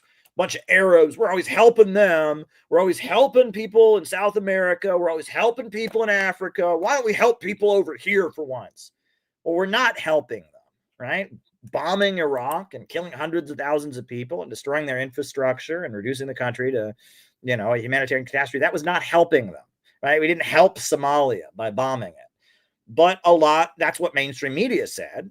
And a lot of people buy into that. And some libertarians even think that U.S. interventions are a welfare program, right? It's like, so there, the accusation that you must be an isolationist, they're not listening to you, right? If you're an anti-imperialist, you know that it's not simply that we're helping all these people around the world, but you just are heartless or selfish and you just don't care. It's that we're not helping them. This is imperialism. This is tearing down independent governments. That's what it's really about. And I've noticed every speech that is given by, like when Obama bombed Libya, he made it sound like all the people who objected were just isolationists. And he said, yes, some people might say it's not our concern what Gaddafi is doing to these innocent people, but I say we must intervene. Yes, we must. Well, that's not what we said. We didn't say it wasn't our concern. We said Gaddafi is a great anti-imperialist, and it's the USA that fomented this violence. That's what we said, but they don't ever acknowledge that. All right, I might need to put that video back on. One moment. Hold your horses, everybody. Hold your horses. All right, we're going to have to put the video back on. Hold your horses. And now they're here in the downtown center of San Francisco for the Asia Pacific Economic Cooperation Summit. My tax dollars are bombing babies in Gaza, and I didn't say yes to that.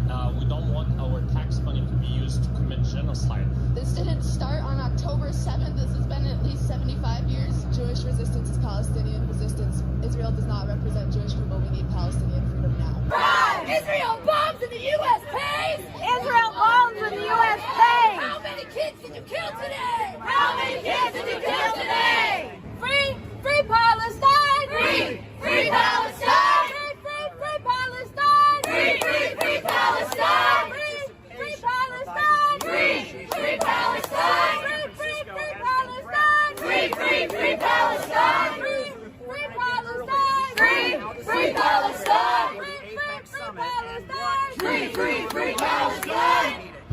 Now, there's been widespread anticipation of Biden's meeting with Xi Jinping, and the city of San Francisco has been prepped for a very big gathering.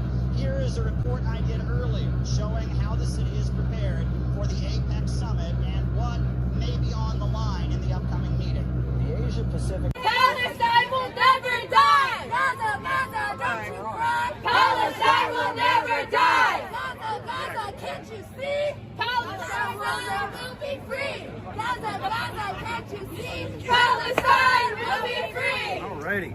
What tenor is this? This is RT. We agree with you. We agree with you. We're more pro-Palestine than anybody. So, well, this is RT. We agree with you. We're more pro-Palestine than anybody. We're not your enemy. Calm down. You're so pro-Palestine.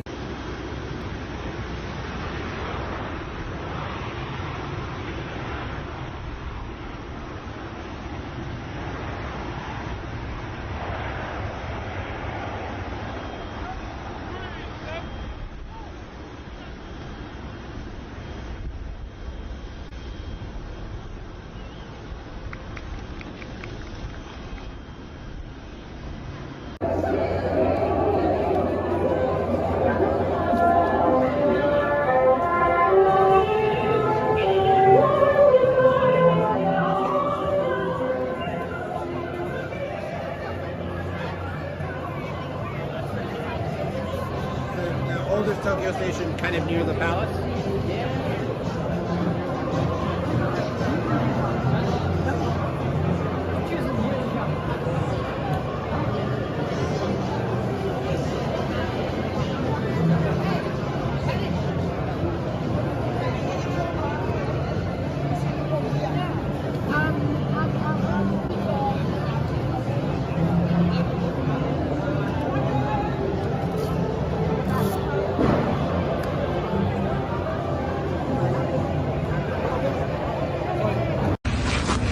Ready, close.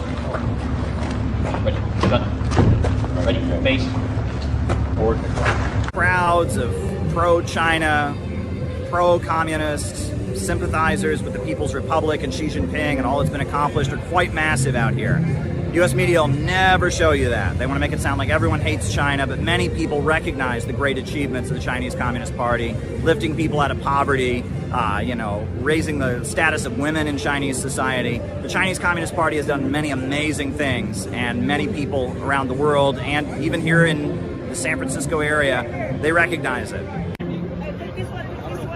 Sir, did you know Heinrich Harrer, who wrote 7 Years in Tibet, was actually a Nazi, a member of Hitler's SS? He was like, a lot of people were Nazis back then, yes. A lot of people were Nazis back then? Yes. And the Dalai Lama was admired by fascists like Julius Evola and others because they had an authoritarian regime where people were serfs, they had their eyes gouged out. Enough, man, come on. Tibet was not a paradise before the serfs rose up. Right? You're assuming a lot about lies. Hollywood lies, right? The Chinese Communist Party has raised millions of people out of they poverty. They are so great. They have built millions. They didn't kill 30 million people. How many people did they kill? When Mao had his crazy kind of quotas for agriculture and stuff. Yeah, they cured starvation. There was starvation every day before the communists came in. You're a true believer. Is that not true? Who built modern farming in China? Who brought tractors to the Chinese countryside? You're repeating State Department war propaganda. The Tibet separatist movement is just like the Contras of Nicaragua. It's just like the Netanyahu supporters in Israel. It's a pro-imperialist movement. You're trying to destroy China, which is the hope of this world. They're building highways and trains all across the planet, and people all over the world have been lifted out of poverty by the Chinese Communist Party. You're here supporting a separatist movement trying to tear apart one of the best countries in the world. You should be ashamed of yourself. You should be ashamed of yourself. You're promoting Buddhist fascism, Buddhist serfdom. You're out here, look at all these people who celebrate Xi Jinping. You're a communist. That's right. That's right. I'm a communist. Just like the people who saved us from fascism. Just like the people who liberated Auschwitz concentration camp. Yes. Unlike the Dalai Lama, who was a fascist, who was admired by Hitler. Yes, I'm a communist. Yes, I admire the millions of people lifted out of poverty by the Chinese Communist Party. When this government was executing and torturing Black Panthers, the Mao and the Chinese Communists welcomed the Black Panthers to the United States. You are completely on the side of the imperialists. You are on the side of Wall Street. You are out here trying to tear apart China. You're trying to help break apart China for Wall Street. You should be ashamed of yourself. China is the future. There's one China. Tibet is China. Taiwan is China. Hong Kong is China. There's one China. Tibet is part of China. You're trying to break apart China for Wall Street. You should be ashamed of yourself. One China. One China. The Chinese Communist Party has raised more. One China. One China. One China. One China. One China. One China. One China. One China. One China. One China. Mr. President, after today, would you still refer to President Xi as a dictator? This is a term that you used earlier this year. Well, look, he is. I mean, he's a dictator in the sense that he is a guy who runs a country that is a communist country that's based on a form of government totally different than ours. The meeting between Joe Biden and Chinese President Xi Jinping took place at Filoli Estates. And at the meeting, Joe Biden referred to the United States and China as competitors. Here's some of what Joe Biden said, in addition to that harsh dictator remark. Trust but verify, as that old saying goes. That's where I am. And, we're in a competitive relationship, China and the United States. But my responsibility is to make this rational and manageable, so it doesn't result in conflict. That's what I'm all about. That's what this is about. To find a place where we can come together and where we find mutual interest but most importantly, from my perspective, that are interested in the American people. That's what this is about. Now, at the meeting, military contact between the U.S. military and the Chinese military was reestablished, and that is very important in terms of keeping peace and making sure things in the Pacific region don't get out of control. The two leaders also agreed to a joint dialogue about combating the danger of drug trafficking and drugs. Now, the Chinese leader Xi Jinping urged Joe Biden to stop sending weapons to Taiwan, and the two leaders agreed to have dialogue further in the future. Now, at the meeting, Xi Jinping emphasized that China seeks cooperation with the United States. Here's some of what he said. The China-US relationship has never been smooth for 50 years or more, and it always faces problems of one kind or another. For two large countries like China and the United States, turning their backs on each other is not an option. Conflict and confrontation has unbearable consequences for both sides. Now, there's been a lot of protests here outside the APEC summit. Now, as you can see, I am surrounded by a crowd of people that are mainly Chinese Americans here to express their support for improving relations between the United States and China and to express their support for Xi Jinping and his visit to the United States. But there are also many other different causes represented here. There have been people calling out Joe Biden and standing for Palestine, saying that they don't want the USA to continue to support Israel. Here are some of the protesters we've spoken with outside the APEC summit. I'm so ashamed at my Congress and my president for supporting the violence that's going on against the people of Gaza right now. That's on the level of genocide and ethnic cleansing. We're here while people are being slaughtered in Gaza and Palestine. Babies are being slaughtered and massacred. These people are coming here to make money over the interests of the people. So today we're coming here to say people's over profit. Now, it's worth noting that hundreds of homeless people were cleared out of downtown San Francisco in the lead up to the summit that's taking place. They made a point of making sure there weren't crowds of homeless people in the downtown area like there usually are. Now there are thousands of people here looking to express their political opinion. A lot of people that want the U.S.-China relationship to improve. Some others who don't are associated with different anti-China political and religious trends. A lot of different voices here, people speaking up about Gaza. We saw immigrant protesters, environmental and climate change activists. So it's a variety of different forces here, but everyone is kind of reacting to the meeting that just happened. The idea that Biden and Xi Jinping did have a meeting, and apparently, though progress was made, Biden couldn't help but open his mouth and say something quite negative and quite undiplomatic to the Chinese leader.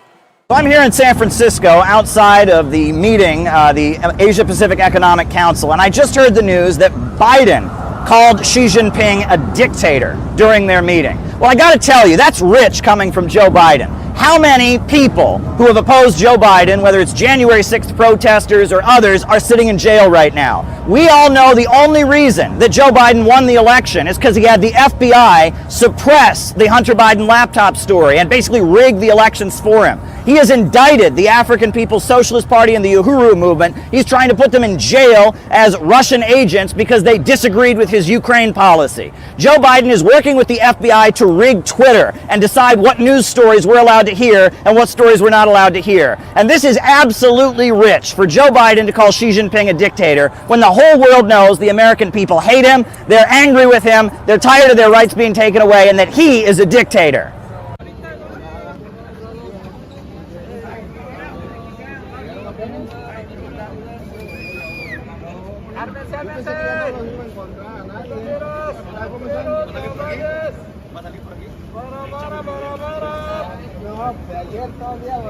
Here in front of the Asia-Pacific Economic Cooperation Summit, as you can see here, we've got crowds of supporters of the President of Mexico, Andrés Manuel López Obrador. Now, AMLO is a very interesting political figure. He kind of rose to prominence in Mexico in the aftermath of a teachers' strike that kind of exploded into a rebellion in Oaxaca in 2006. And he was a leader who sympathized with labor unions, was kind of a populist. And it appears the Mexican elections were stolen from him, not just once, but twice, because he was associated with progressive labor struggles and community organizers and socialism. He was seen as kind of sympathetic to Hugo Chavez in Venezuela and Evo Morales in Bolivia. He was able to finally win the presidency as a result of Donald Trump. When Donald Trump came into office, and there was a lot of animosity then between Mexico and the United States, that created an opening where the forces that had generally prevented AMLO from taking office in the past were not as motivated to cooperate with the United States, and that created an opening. And then he leads a coalition in Mexico. It's called Morena.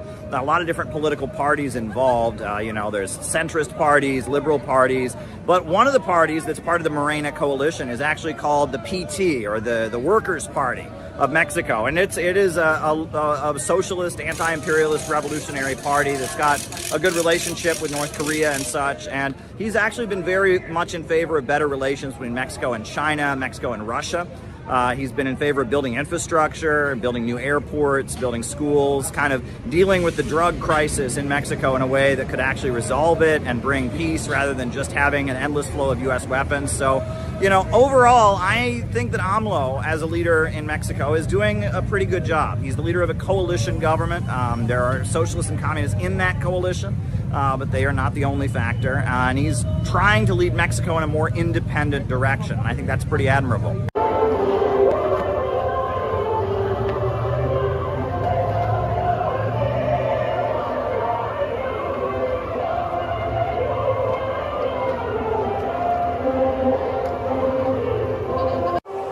So it finally happened. With a lot of fanfare and anticipation, Biden finally met with Xi Jinping. Some key agreements were reached, so we can all go home happy. Call it a victory for world peace. Well, not without Joe Biden opening his mouth.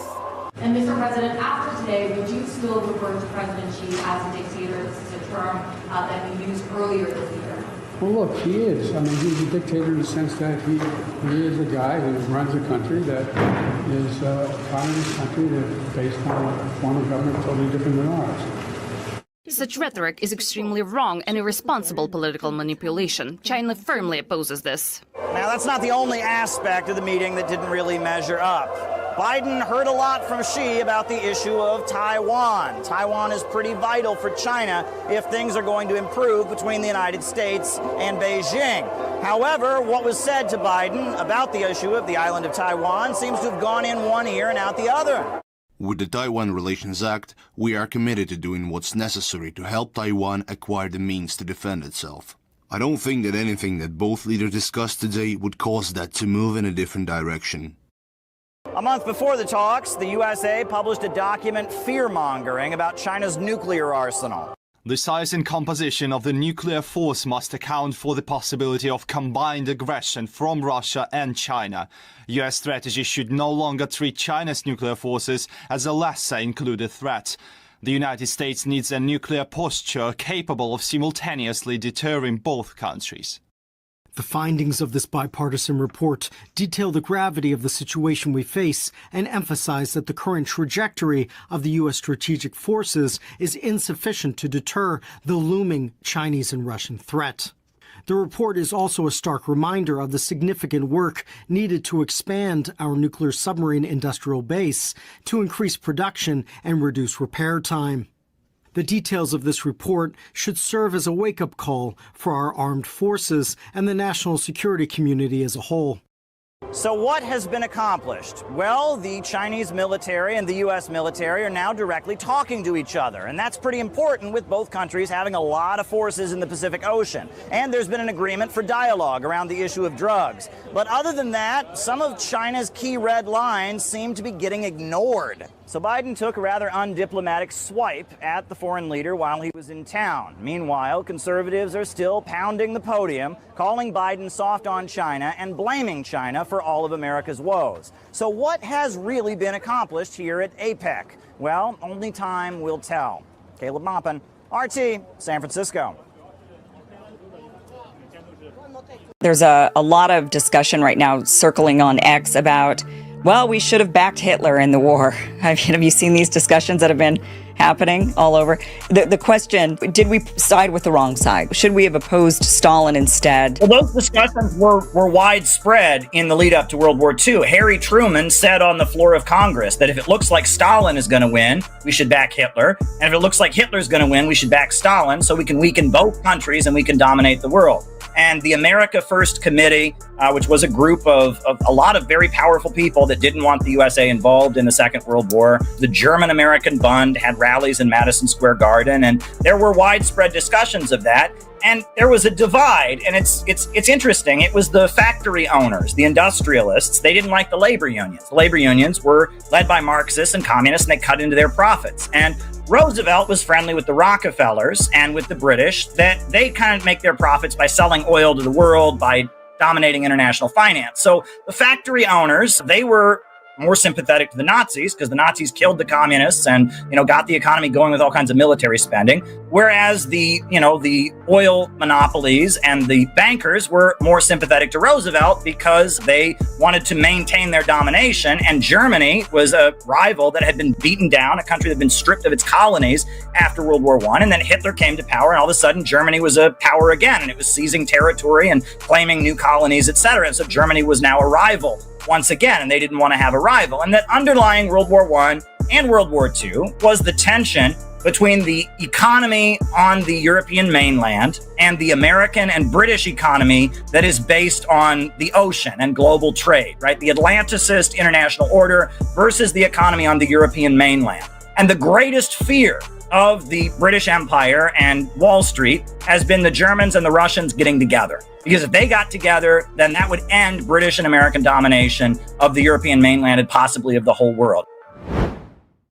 The Americans failed with all their capabilities at the beginning of the aggression against Yemen, and today they will fail even more and faster. Marches are taking place worldwide. A sea of demonstrators, you can see for yourself, with many carrying. Hey, everybody. Thank you for waiting. Normally this doesn't happen, but every so often we have weird circumstances. This was one of those nights, but thank you all for being patient. And I answered the first question that came in, so now I'm just going to keep answering questions that have come in, right? We did the roll call, and then I got interrupted again. Had to take care of some important business. That's how these things go. Now I'm back. And so now I will continue to answer people's questions. Questions can be sent in via Rumble Rants. The best way to send in your question is buy me a coffee. So we already answered Tavis Gibbons' question about isolationism. Now, Kate Johnson says, every president for the past 250 years has used the America is a shining city on the hill phrase by Winthrop. Is there a moment in history when this was true? Well, honestly, I will say that as much as I consider myself a patriotic American, right? I don't think this is a healthy phrase to be using, right? I mean, first of all, right? Has America ever not been, a country that has been greatly flawed. I mean, at the time we were founded, we had slavery. You know, at the time after slavery, you know, there was Jim Crow segregation. This country has, you know, been involved in murderous wars. You know, it was stolen from Mexico. I mean, there's, you know, there's never really been a time, you could say, where this country has been enacting some ideal. But I want to get even deeper. Now, that phrase you said, it comes from Winthrop. Now, I'm curious about, you know, Winthrop's origins, because I know that Winthrop, who used that phrase, right? I guess I'm looking it up now. He used it in 1630 to describe America as a model of Christian charity or something. But it comes from the Bible, right? Everybody knows that. It comes from the City on the Mount, or the Sermon on the Mount, right? Right? It comes from the Sermon on the Mount, which is one of the most important, you know, parts of the Bible, right? It's one of the most important parts of Christian teaching, right? Is that Jesus is telling it, you know, it's the Sermon on the Mount, and it comes from a particularly important part of the Sermon on the Mount, where the Sermon on the Mount in a lot of ways it just completely flies in the face with what a lot of Christians believe. A lot of Christians really hate mankind. They have it in their head that human beings are evil, right? Which, I mean, I mean, we all are sinful, right? I mean, that is certainly a part of Christian teaching. But Jesus doesn't hate humans, right? You know, that a lot of the Puritan stuff and a lot of like fundamentalists, it's the idea that humans are just naturally evil. And it's only through religion that we can cure or curb our evil nature, and that we're so disgusting, but God is just so compassionate and all that. But no, I believe humans have a very good and beautiful side to them, right? And that, you know, humans have both good and evil within us, and we have a piece of godlike creative power. And in the Sermon on the Mount, you know, the version of it that is, you know, in the King James and in the, you know, various translations of the Bible, Jesus begins very early on in the sermon, and he tells his followers, "You are the light of the world. A city that is set on a hill cannot be hidden." Meaning that you have good within yourself, but you just have to let it out, right? That if you just keep, you know, if you suppress and hide the goodness within yourself, and you're not doing any good. And that's where the, you know, the song "This Little Light of Mine," the African-American spiritual, comes from this, right? You know, he says, what good is it to hide your light under a bushel? Let your light shine before the world. A city that is set on a hill cannot be hidden. And if you go and read the Sermon on the Mount, that is a very, very important part of it, is, you know, this part about, you know, that basically it doesn't do any good if you don't go out and try to do good deeds. That, you know, salvation does not come from deeds, right? It comes from faith, not works, but that your works are a way to show the world the goodness, and that you know part of your faith is to have good works. Now this is all very theological. My buddy Gavin, he could probably talk about this more than I, but I don't think that it's right to compare any country to this phrase, right? I mean, when Jesus says a city on a hill cannot be hidden, he's not saying that, he's not referring to a country, and he's not referring to a nation. He's not referring to a people. And to argue that your nation or your country is this, I believe is pretty prideful. It's pretty arrogant, and it kind of flies in the face of what Jesus was saying in the Sermon on the Mount. He was not saying, oh, someday there's going to be this country that is just so good, everyone's going to be in awe. That's not what he was saying. He was saying that we all have good within us, but we need to let that good come out, is what he was saying. And that you have the light. Human beings have the ability. We are the light of the world, but we have to let that light come out, and that it can't be hidden, right? That you know, if you hide the light under a bush, it doesn't do any good, right? And if a good city that's on a hill, it can't be hidden. Right? That's what he's saying, is that if you're really doing good, the world will know it, and the world will see it, right? And that that rather than being, you know, just preaching with your words, you should lead by example and do good with your actions and try to bring light and hope into the world. That's what Jesus is talking about. He's not saying, oh, there's going to be some country somewhere that's flawless and lives up to Christian ideals. And so I don't particularly like that phrase. And every president has used it. Well, I don't like it. I don't like it. I just don't think it's in line with what Jesus was saying. I don't think it's theologically a correct interpretation of what Jesus was saying on the Sermon on the Mount, right? And I think it leads to kind of an arrogance, right? You know, it's kind of like we've all sinned, right? Where none of us are good enough to get into heaven. It's only through the salvation of Jesus Christ that we can get into heaven. Well, in the same way, no country is the shining city on the hill, right? We should strive to do the best we can. We should try on a national level, on an individual level, on a community level to do good, but none of us are purely that ideal, just like none of us are purely light. We all have darkness within our soul, but we try to do the right thing. It's a daily struggle to do the right thing. And so, yeah, Kate, I'll just tell you, I don't like the fact that every president has used that phrase. That's arrogant. That's like saying we're the greatest country in the world. No, we're not. Right? We are a country that has good things in our past, that has done good things like defeating the Nazis, like, you know, the struggle to abolish slavery. You know, we promote growth and innovation. It's a big part of our culture that we should celebrate. But calling our country a shining city on a hill is not right. It's just not the right attitude to have. Okay? And that's kind of how I see it. And I hope that's a helpful insight. My attitude is that we should be humble, and we should admit that while we strive to do the right thing, we do bad things too, right? And that's what that's about. Go and read the Sermon on the Mount. Go and read the Sermon on the Mount. It's not very long. It's a rather short text. You know, it's one of the most important, you know, it's in all four of the Gospels. You have the Sermon on the Mount, and that's where this phrase comes from. And read what the phrase actually means in context, what Jesus was actually saying when he spoke to the thousands of people that gathered there on the Mount to listen to him, when he said, "A city on a hill cannot be hidden. Let your light shine before the world. You are the light of the world." When he said that, he wasn't saying one nation is better than any other nation. So that's my opinion. Thank you for asking. It's actually a pretty good question. All right. Dark Amatus says, what is your opinion on Hulunan's message of the Leo orbital space elevator? I have no fucking clue what that means. The Leo orbital ring space elevator. What the hell is that? Dark Amatus, I have no idea what that is. I am going to Google that. You did ask buy me a coffee, so I'm going to give you the Google search. I have never heard of the space elevator. All right. The orbital ring is a concept of an artificial ring placed around a body and set rotating at such a rate that the apparent centrifugal force is large enough to counteract the force of gravity. For the Earth, the required speed, because the cable...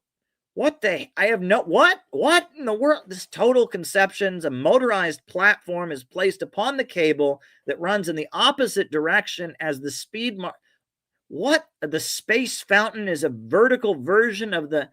Oh boy, someone's got to come on here and explain this to me. Dark, I can't tell you if this is good or not. I just don't know enough about physics. I don't know enough about astrophysics, and I don't know what this means.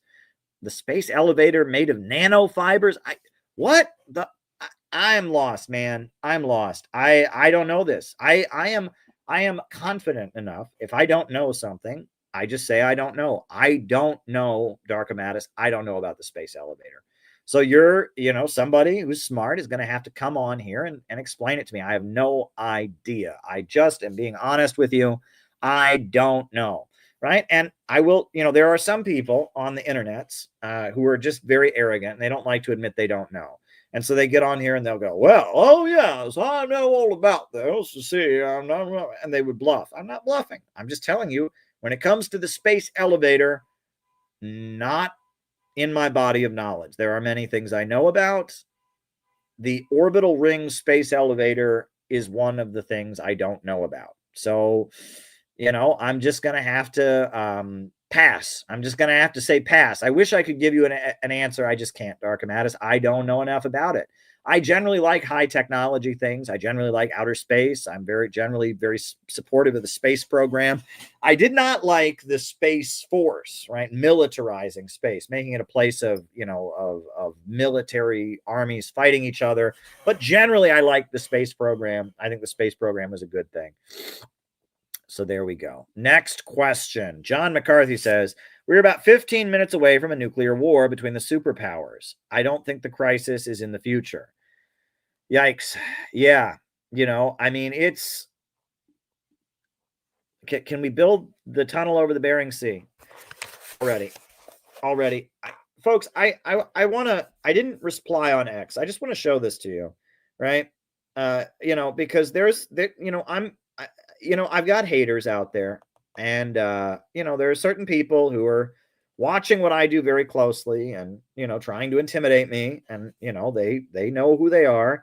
And you know, I you know, you know, somebody really didn't like that I went and was part of that very important rally yesterday. There was somebody who really didn't like it. The deprogrammers, right? The Steve Hassan, you know, anti-cult network that I exposed, that was leading BreadTube, that, you know, that picketed our event in Minneapolis, had their stupid picket line outside our event in Minneapolis.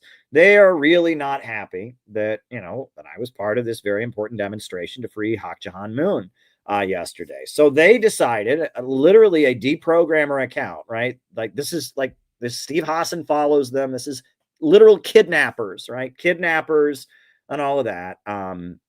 Right. And this account in particular is tied to the Bayon terrorist organization, the people blowing up and murdering Chinese businessmen in the Philippines. Real nice people, right? You know, but, you know, deprogramming imperialism is what they call themselves. They should be called deprogramming for US imperialism. They're an anti-China, they're linked to anti-China terrorists in the Philippines, you know. But anyway, this account, this is what they said. Caleb Maupin continues grifting for the Moonies, now attending Mooney services, campaigning for Hak Jahan's freedom, and promoting a peace bridge in the Bering Sea, a concept championed by Moon and the LaRouches. I see this and I'm thinking, okay, so you're mad at me. You're mad at me for calling for an 82-year-old woman to be released from a jail cell. This woman can barely see. She has almost no eyesight, right? And she has almost no eyesight. And she's 82 years old. She just had heart surgery.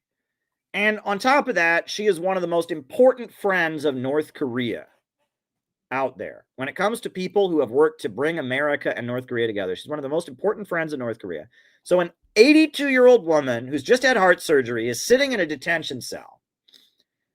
And you are mad that I want to let her out? I mean, my goodness, what a jerk I am. What a bastard I am, wanting to free an 82-year-old woman, you know, who's a friend of North Korea and wants peace with North Korea. How dare I?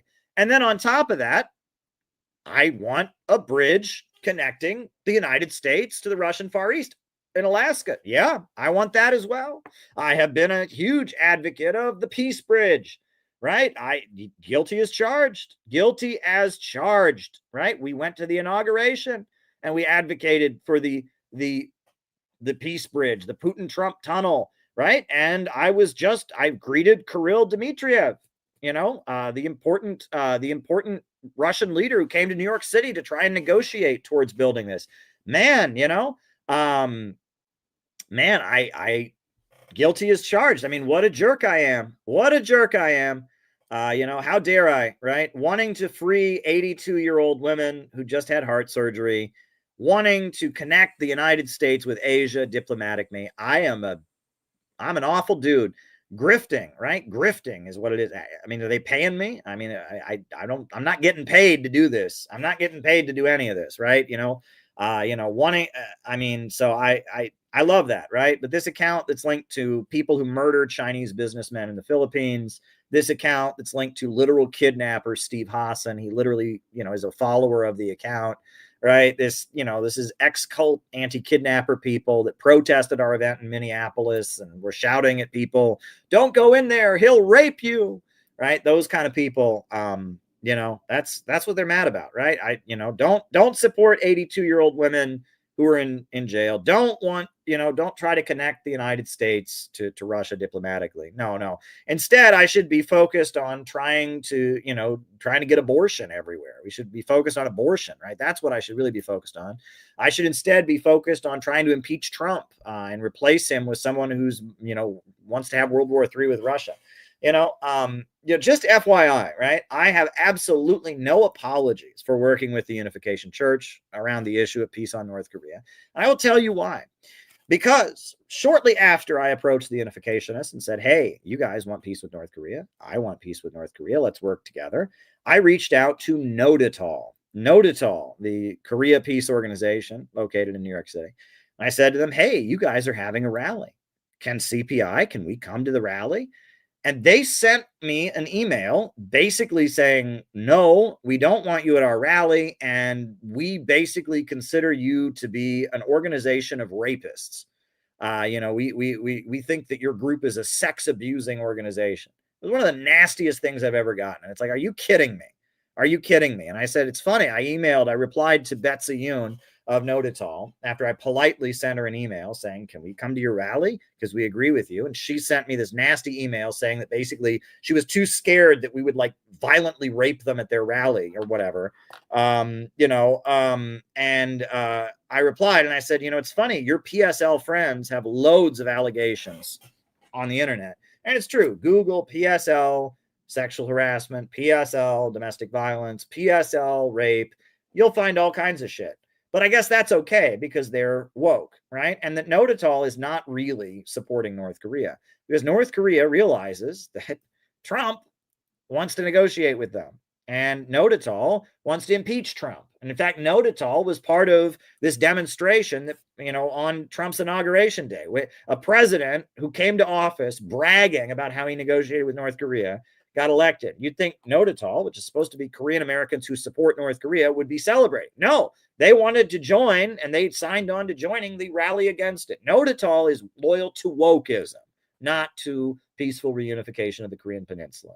They completely are. And the People's Forum and PSL, they are a woke counter gang. And, the unificationists actually want peaceful reunification of the Korean Peninsula for very different reasons, maybe than other people do. They're certainly not communists, but then again, we're not communists either. We're innovationists. We can't be communists anymore. Communism has become, right, to do the communism thing. If you're still doing the communism thing, you're way behind it. You're way behind, right? Because right now, to call yourself a communist just confuses everybody, right? And that's what we talked about for the first opening. So I just wanted to mention that, right? That again, I mean, what an awful thing for me to do. What an awful thing for me to do to want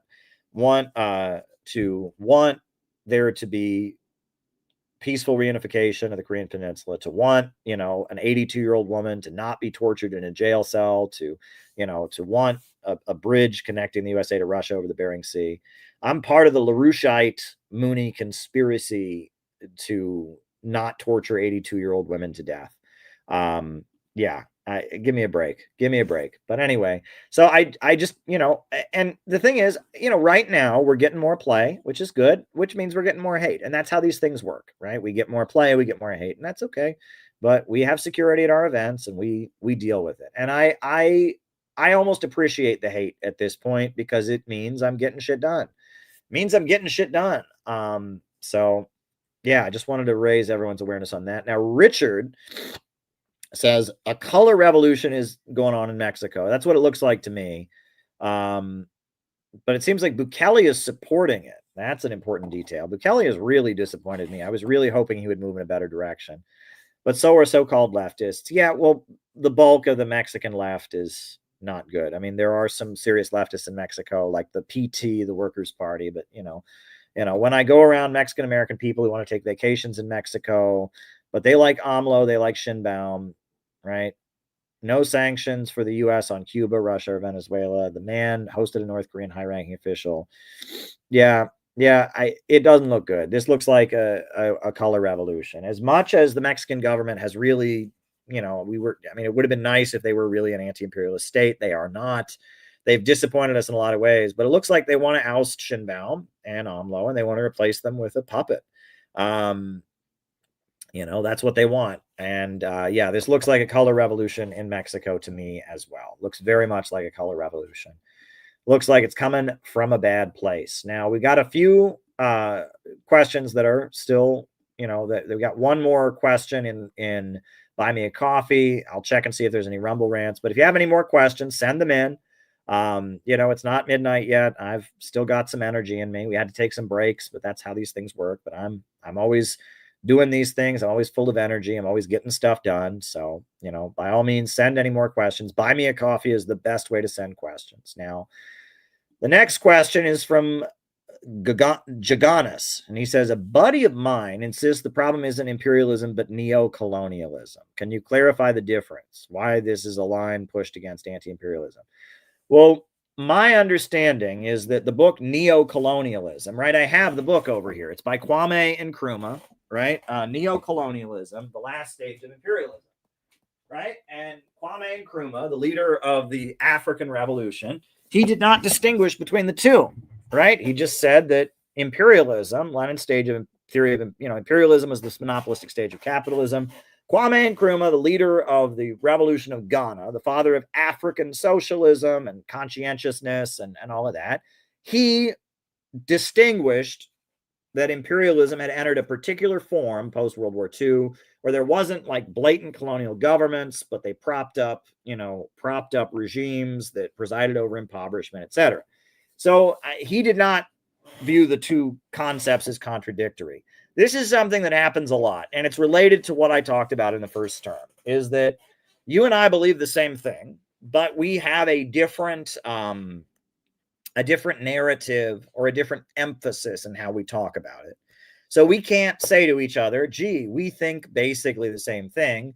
We have to point fingers at each other and go, no, you're wrong. No, you're wrong. No, it's actually neocolonialism. It's not imperialism. Well, I'm at the point where I say imperialism / globalism. Because if you just say imperialism, people think of some woke shit. But if you just say globalism, people think of the Illuminati and, other stuff. So you have to say imperialism, globalism. Then people know what you're talking about. Big corporations ruling the world. But on top of that, I always invoke the Leninist narrative, imperialism, the highest stage of capitalism. From there, I invoke the Henry Charles Carey and his economic theory of the English system versus the American system. And I invoke the Duginist narrative and the geopolitical narrative of Atlanticism and thalassocracy versus tellerocracy and Eurasianism. So I invoke all three, and I think they all are just pointing to different sides of the same thing. They're pointing to the same system, right? The LaRouche and the Schiller Institute, they focus on the American School of Economics, and Henry Charles Carey and Friedrich List, and Marxists and the communists, they focus on the Leninist narrative. And, the geopolitical school, people that are really into Eurasianism and the geopolitical school, they focus on the geopolitical narrative and Atlanticism and all of that. They're all talking about the same shit, and they're all pointing to different aspects of the same thing. So I don't think if their understanding of neo-colonialism is what's written in this book, it's not contrary to what Lenin wrote. It probably is very similar, but it's probably also very similar to what was said by Henry Charles Carey. It's probably also very similar to what's being said by Dugin and the geopolitical school now and Eurasianism. We're all talking about the same thing. And again, if we're serious, we can acknowledge that. If we're not serious, what we do is we want the validation. You need to be wrong so that I get the validation, right? Oh, no, you don't know what the fuck you're talking about, right? It's actually neocolonialism. You're the phony. I should be the center of attention. I should get the validation. We got to get over that. But that's what we're going to get as long as this remains a movement motivated by people that are kind of on the fringe and seeking validation, right? Whereas when we build a real movement, people are going to be like, I don't care what it is. Are we fighting against that system? Are we fighting for jobs and what we need desperately? And a real movement, it's not going to matter. Right? It's not going to matter. When you're building a real movement to accomplish real aims, it's not going to matter. But as long as this is dissident spaces, fighting with each other and it's going to be, you're going to get little things like that. Based on what I've read in this book, it's been a while since I read Kwame Nkrumah, the great African leader's book, but based on what he said, I don't see it as being contrary in any way to Lenin's theory of imperialism. So I'm sorry to hear that your friend is nitpicking over this. But the African socialist tradition, right, is a bit unique, right? The conscientiousness theory that was developed, that is a little bit unique. You know, and it is certainly, you know, I mean, there's important things to learn from all of these traditions. And I'm very ecumenical. Anything that's anti-imperialist, I want to learn from. Anything that's pro-development, anything that's against the rule of the world by big bankers, you know, anything that is about building up and investing in people, I want to learn from. I argue we should learn from all of it, but blindly follow none of it. And that's why we're the Center for Political Innovation. We're not stuck, right? If there was one of these schools of ideology and it was just a matter of applying it correctly, somebody would have done that already. But obviously, if it's just a matter of finding some ideology that exists and, you know, carrying out exactly right, somebody would have done that, right? We're in a new ballpark. The economy of the world has changed. The political landscape has completely changed. And in this context, we must study everything and innovate and study all of it, but blindly follow none of it. That is the political line that I have long advocated. Study all of it, but blindly follow none of it. So if you want to know how I see things, that's how I see things. Now, Penny sent a video that she's going to have me show, and I'm going to put it on. It's about drone soccer. But before I do that, I do want to give a last call. I do apologize for the interruptions that we had tonight. Thank you for waiting while I put on videos from when I was covering the Apex Summit a couple of years ago and stuff. Thank you for waiting while I did that. I do appreciate it. But I am still taking questions, right? So if you want to send any more questions, that's the link. Buy me a coffee is the best way. I am open for questions. So we're going to put on the video that Penny sent about drone soccer. Very cool. Drone soccer. I never knew that such a thing existed. I'm going to put that video on drone soccer. But yeah, send any more questions that you've got. Buy me a coffee is the best way to send them. And yeah, so here is Penny's drone soccer video. Here we go. Thanks for sharing, Penny. You always find good videos that are very optimistic. That's one thing I like about you, Penny, is you follow the good stuff in the world, the development projects, you know, what China's doing, what Ibrahim Traore and the Union of Sahel States are doing. So here we go. Drone soccer.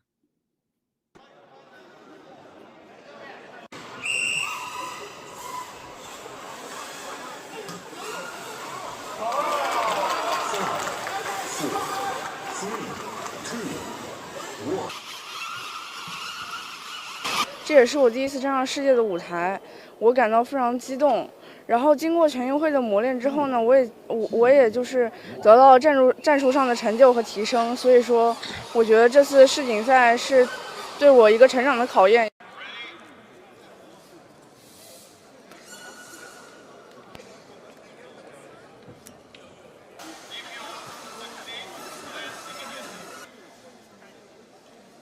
Three, two, one.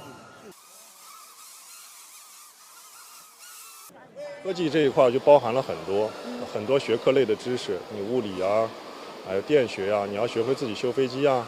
那么这两个结合之后，在竞技项目上，它又是团体的、很均衡的一个项目。这是一个我们面向未来的项目，已经有越来越多的国家来参与到其中了。上海在科技体育，尤其是航空模型这个领域，实际上在全国一直处于相对比较领先的地位。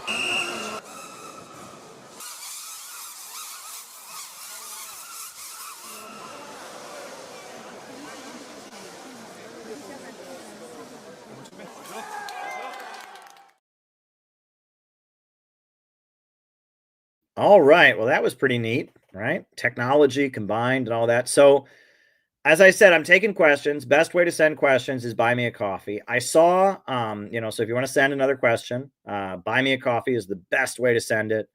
Best way to send it, buy me a coffee. Now, somebody else, buy me a coffee. Somebody else sent a Rumble rant in, left is best. And this is an interesting question. And I will just be blatantly honest. I forgive me if I'm a little bit too bold, in answering this, but Left is Best said, should we try to convince the communist parties in China, Russia, and Vietnam to give up on communism and join in a new evolution of innovationism? Would they be receptive? Why or why not? Absolutely not. Absolutely not. First of all, innovationism and our understanding that the ideology is not where it used to be and that, is based on studying what they have done, right? If it wasn't for studying Deng Xiaoping, studying what Vietnam has accomplished with the socialism-oriented market economy, we wouldn't develop it. Secondly, what innovationism is a new synthesis that is very US specific, right? In Vietnam, you can interpret communism in a way that says we facilitate the market and human innovation and have a planned economy. In China, you can interpret communism in a way that says what they say. In America, you cannot. And that's why we have to develop this, there has been a huge reinterpretation of communism in Vietnam and China and places like that. In America, no such reinterpretation is possible. In America, countries are largely reinterpreting communism in the other way. It used to be it was very fringe and isolated in America that anyone talked about communism. But now suddenly there's all these people like Mamdani, the awful human being Mamdani, and there's these people reinterpreting communism, and they're doing it in a completely different way. They want degrowth. They say they hate China, they hate these countries, they are pro-imperialist and supporting color revolutions. Now, what we're doing, this is a US specific development based on understanding human creativity and intelligence. The last thing we would ever want to do is try to go to some other country that has a successful anti-imperialist economy and try to tell them they're doing it the wrong way. No, they're doing it the right way. We should be learning from them. And in fact, innovationism is based on observing what they are doing, but just coming to terms with how what they are doing is very, very different than what communists were doing in the 20th century.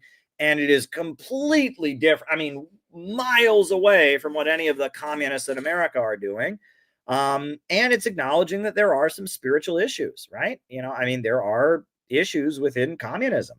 Let's just be honest about that, right? That the dialectical materialist worldview leads to aggression, conflict, wreckerism, and that if we're going to build an organization in America, we have to pivot in a new way. But no, we would never, absolutely never be going to China and saying, your ideology is wrong, follow our way. No. We would never do that. Never. That would be the last thing, right? No. And in fact, there would be no innovationism without studying the ways they've already innovated and developed and coming to our conclusions based on that and developing a formula specific to America. I hope that my answer was clear. I would like to encourage people. It's interesting. I have sold hundreds of copies of my book on Trotskyism. I've sold thousands, not hundreds of copies of my Kamala Harris book and all of that. But I wrote a book, this Khrushchevism book, which is a full audio book. You can listen on YouTube for free. This Khrushchevism book is now basically required reading for active CPI members. If you start coming to the weekly calls, you're going to get invited to a reading group. To be an active member of CPI, you have to read this book because it's organizational technology. And it's a necessity. You have to understand the concepts in this book. Khrushchevism is really important. In order to organize in the context of America in our time, you have to read this book and understand what it says. And it's all in here, right? It's basically, this is an innovationist manual. And it's all in here, right? Yes, obviously it focuses on Khrushchev's secret speech. It focuses on anti-communist propaganda and psyops in the United States, but it's all here. At the end, I talk about icons. I talk about human creativity and innovationism and why we're not communist. I talk about all of it. It's all in here. And this book is not marketable. I knew it would only be of interest to like a communist audience, right? But it is required. It is required reading, and it's organizational technology for CPI. I haven't sold that many of them, if you have listened to the audiobook, but you haven't bought a copy, you consider yourself lucky. You got it for free. I didn't write it to make money. I looked, I don't think I've only sold like 94 copies of this book. It's not a huge seller. I'm selling a lot more copies of What is a Counter Gang. I'm selling way more copies of the Trotsky book and all that. That's fine, right? I do need money from my books. I do make revenue from them, but I do audiobooks so people can listen for free. And, at the end of the day, this book was not written to make money. It served an organizational purpose. And the opening introduction, I even say, I don't think this book is, going to have that much of a commercial value. But if you want to know what we're doing with CPI, why it is so important and why we're attacked by people like the Cult Awareness Network. And you know, if you want to understand what we're doing, you need to read this book, right? This book, you read this book, you understand how they destroyed the Communist Party.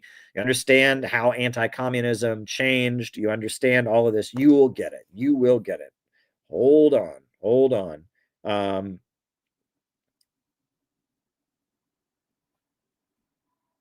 Hold your horses. Hold your horses.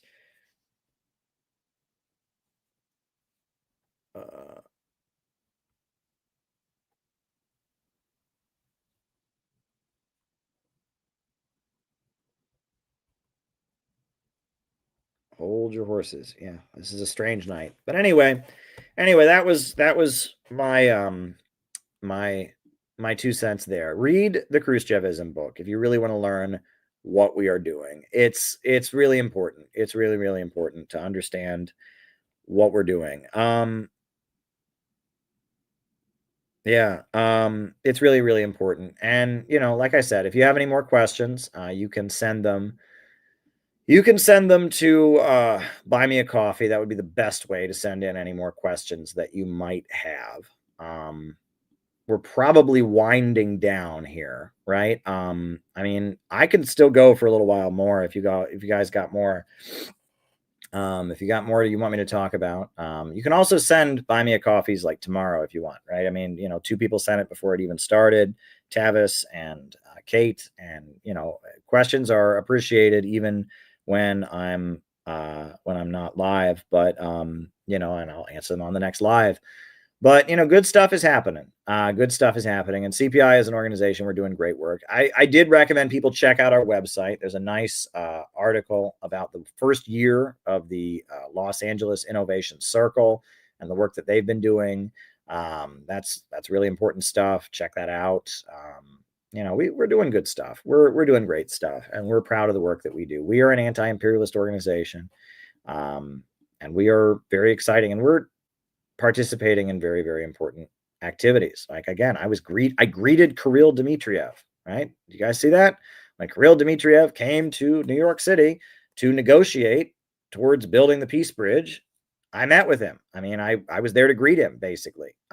Here is my video when 2 weeks ago, when the head of the Russian Direct Investment Fund, when he came to America to negotiate the Bering Sea Bridge.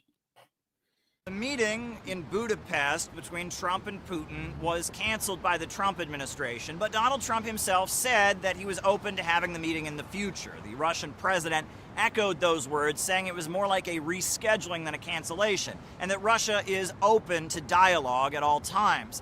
Now, at this point, here in New York City, we saw the arrival of Kirill Dmitriev. Now, he's the CEO of the Russia Direct Investment Fund.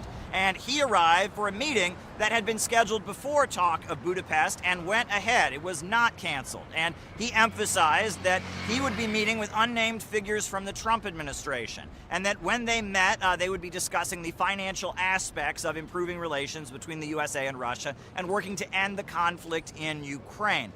US President, this event was planned long ago, and it was not canceled by the American side, despite the unfriendly steps recently taken by the US.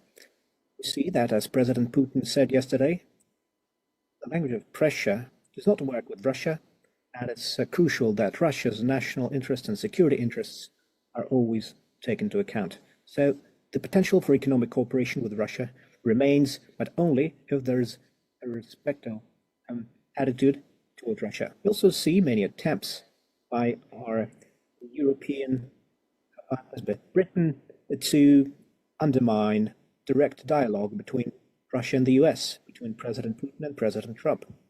This is due to the fact that multiple attempts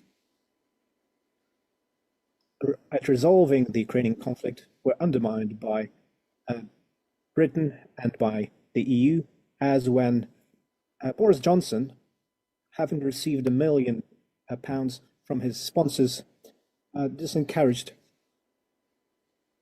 the Ukrainian regime from talks. The situation in the British economy, in the European economy, is very unfavorable, and it's important for them to create an image of Russia as an enemy. So we will continue our dialogue with the United States, clearly stating Russia's position, which is that Russia's national interests must be respected, that sanctions and unfriendly measures will have no impact on the Russian economy.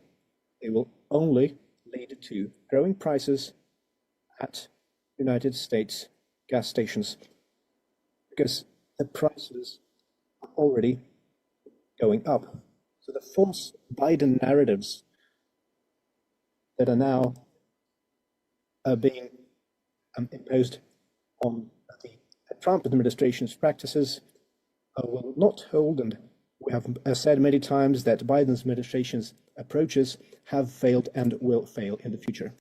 It is also very important that it is Ukraine who is making this talks situation lag.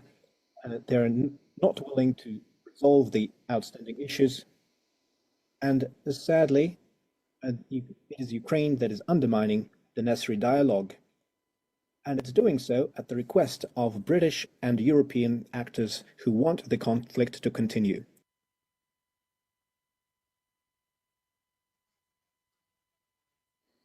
We won't go into detail as to who we're currently meeting. We're meeting several representatives of the US administration. We will also have another meeting that will probably be made public, but mostly it will be closed doors discussions about how we can go on with the dialogue, proceeding from the need to respect Russia's needs and Russia's position based on what our president said yesterday. Thank you. It was a very high profile, very popular post that even President Trump noticed, that there was an idea that is currently resurfaced by a tunnel. Well, this is an idea that is over 100 years old. Initially, it was proposed by American investors during the Tsar's times, create a bridge, to create a railway to connect Russia with Alaska. There were discussions on how that could be made real. Then the so-called Friendship Bridge between Khrushchev and Kennedy were discussed during the Soviet times. It is now clear from the files transmitted to the American side by Russia recently. And as we have new technologies, and especially those that Elon Musk has at his disposal, I think this infrastructure project could potentially reshape geopolitics and create a unique connection between Eurasia and the American continent. We have studied it for a long time. There are also some developments by the Russian railways, and of course we will keep you updated. But such projects, such major projects, can only be implemented if there is a respect for Russia's needs and interests, and otherwise we're of course focused on countries of the global south, countries who view Russia as a true partner. Those would be a priority. Thank you. Kirill Dmitriev emphasized that the new sanctions slapped onto Russia are going to hurt the American people. They'll be paying for it with higher gas prices as a result of the energy sector of Russia being slapped with new sanctions, and that this is not the spirit of improving relations. Now, he emphasized that it appears that the British and people working with the British are trying to hold up talks. The British are putting pressure on Ukraine, and Ukraine is therefore making things difficult with the United States and Russia and their negotiations on behalf of the British, that it is the British and their allies that are seeming to try and undermine these negotiations. Now, he also commented on the idea of connecting the United States with Russia via a tunnel under the Bering Sea, connecting Alaska to the Russian Far East. The Bering Sea tunnel, he talked about how there had been ideas about this for the last 100 years or so. There was talk of a friendship bridge during the Kennedy administration, and he emphasized that now, due to technological breakthroughs, due to Elon Musk, the tech giant, that now these visions of a tunnel connecting the United States to Russia under the Bering Sea are a lot more practical and a lot less expensive. The technological breakthroughs of Elon Musk have made that dream much more possible. So there is a real possibility now of the United States and Russia being connected over the Bering Sea. The meeting proceeded as usual. It was a meeting that had been scheduled. It did come as a surprise, but from what we understand, this was not an emergency meeting or anything like that. It was a meeting that had already been scheduled and went ahead regardless of Budapest being put on hold. All righty. So as I said, if you got any more questions, they can be sent. The best way to send them is via Buy Me a Coffee. There's another rumble that's come in. The other rumble is following up from Left is Best, asking his previous question. Are you concerned that your words condemning communism might be used as propaganda out of context to dismiss the global communist projects? And my answer to that is no, because I'm one of the only people who defends the communist projects. I am one of the only people who gets up and says the Chinese Communist Party has had great things and done amazing things, and it comes from the fact that profits are not in command. I'm one of the only people who gets up and talks about what Stalin did to industrialize Russia, and I was just on Academic Agents channel talking about that. No, I unlike communists, actually defend what has been accomplished by projects, around the world and governments led by communist parties. And I'm the main voice doing that. Whereas the overwhelming majority of people associated with socialism and communism, including the mayor of New York City, including the Communist Party USA, don't do that. So I mean, if people are listening to what I say, they'll actually get, an understanding of what anti-imperialist governments have accomplished and why. It's just that my understanding of that has absolutely nothing to do with what people think communism is and with what communism actually means to woke people, right? And that it has to do with new breakthroughs those countries have come to, where communism doesn't even mean the same thing to them than it meant during the Cold War. And as far as my statements being taken out of context, I don't care. People take all kinds of shit out of context, right? People lie, and they lie for the same reason that, that they always do. That, especially in dissident spaces, they want you to be wrong. Why? Because they should get the validation, not you, right? And that's how these people are. So yeah, especially communists are going to lie. Absolutely. They're going to lie like crazy.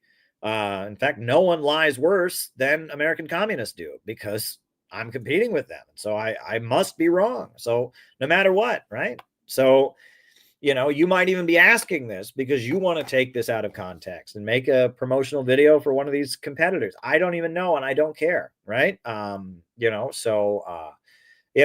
if people lie, they're going to lie, right? But as far as American communists are awful, and communism around the world in the places that it remains intact and is successful has changed to be in line with what we now call innovationism, right? And that the Soviet, the like really existing socialism of the 20th century, the Soviet model, was very successful in industrializing countries. After that, it has a problem.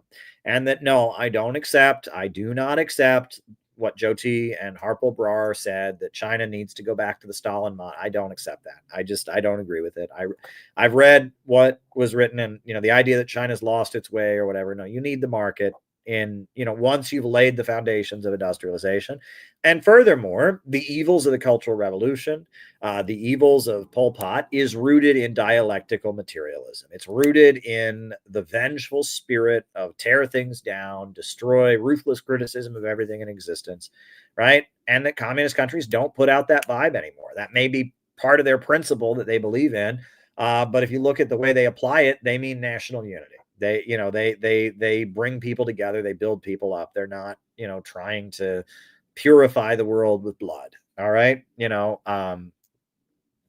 That's just not what they believe. So, yeah, I mean, but yeah, I'm not going to be trying to change any communist country, and I wouldn't go to Iran and tell them, oh, your Islamic ideology is wrong. You need to adopt innovation. I wouldn't do that either. I wouldn't go to Nicaragua and say, oh, your Bolivarianism is wrong and your Sandinistism is wrong.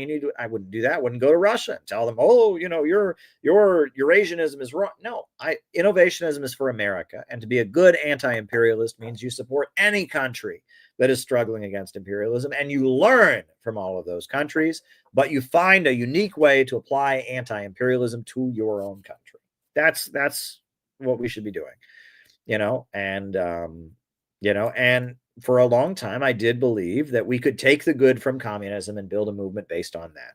I don't believe that anymore. And I understand the spiritual problems that communism has, which I think is important.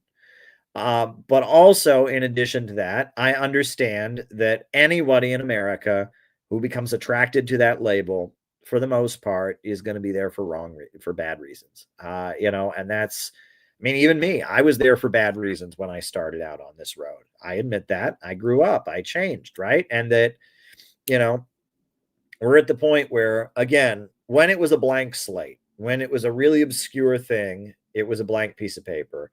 That's not the case anymore, right? And, that you cannot deny that communism and woke are synonyms in America at this time. They are, right? They are, okay? And the overwhelming majority of people attracted to it are attracted to it because they think it's woke and are woke themselves. 98% of people who call themselves communists in America hate Russia, hate China, hate Cuba, hate Venezuela, but love transgender rainbow flag bathrooms. And there is a very, very small minority of people who basically are just a copy of what was happening on this channel. This channel was doing what we're doing, and they created a grotesque social media caricature of what is happening on this channel. And they launched an operation against us, and part of their operation was a desperate attempt to own the word communism. They can have it. They can have it. Good luck. Good luck, guys. Good luck. They want nothing to do with us. They have waged a vicious personal campaign against me that is not about politics. It's simply about they want the validation, not me. They want to be the center of attention, not me. And they're, and they can have it, right? And we're done playing that game. We're building the ark. And that was the whole point of my opening remarks. We're building the ark. If you're serious about politics, you should be building the ark. You shouldn't be trying to play king of the mountain, trying to be the one, trying to get the validation for yourself, right? And again, it's mop and derangement syndrome. That's a good way of putting it. But at the same time, though, there's an element of, it's just a reality, right? People that have dissident politics in America are hurting.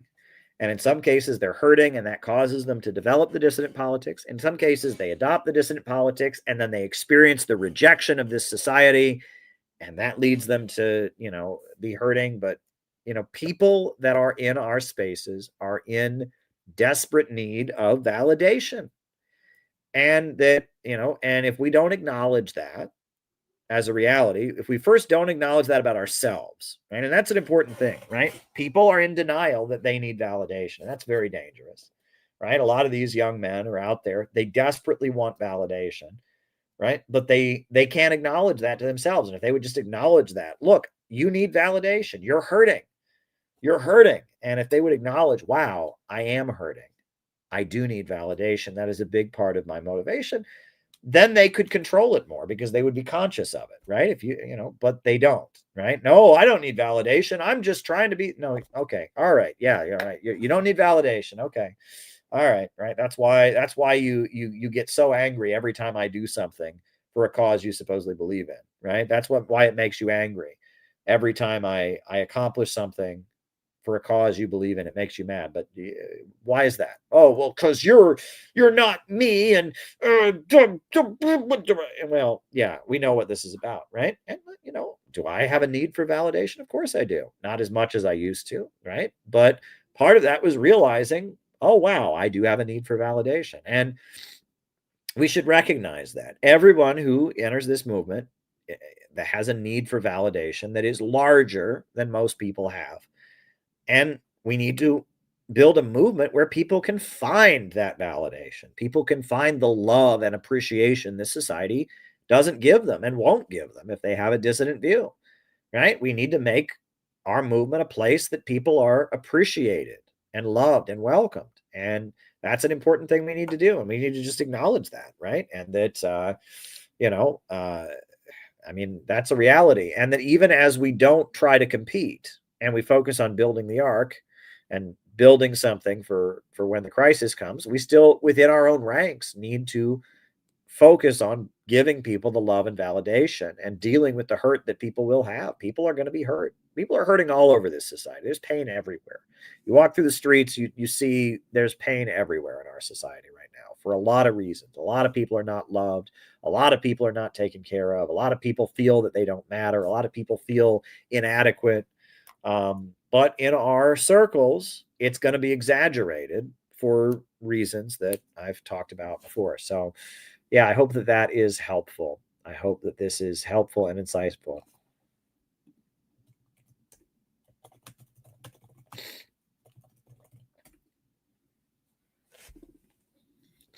Hope that's helpful and insightful. Okay, so I guess Gabby has a question. So I'm ready. Gabby is going to send me her question. We'll answer that. Like I said, if anyone else has got any more questions, by all means, buy me a coffee is the best way to send it. Gabby, I guess, was doing Cash App, and I didn't get a notification, but that's okay. So yeah, send your question, Gabby. I will answer it. All right, that's what we're here to do. All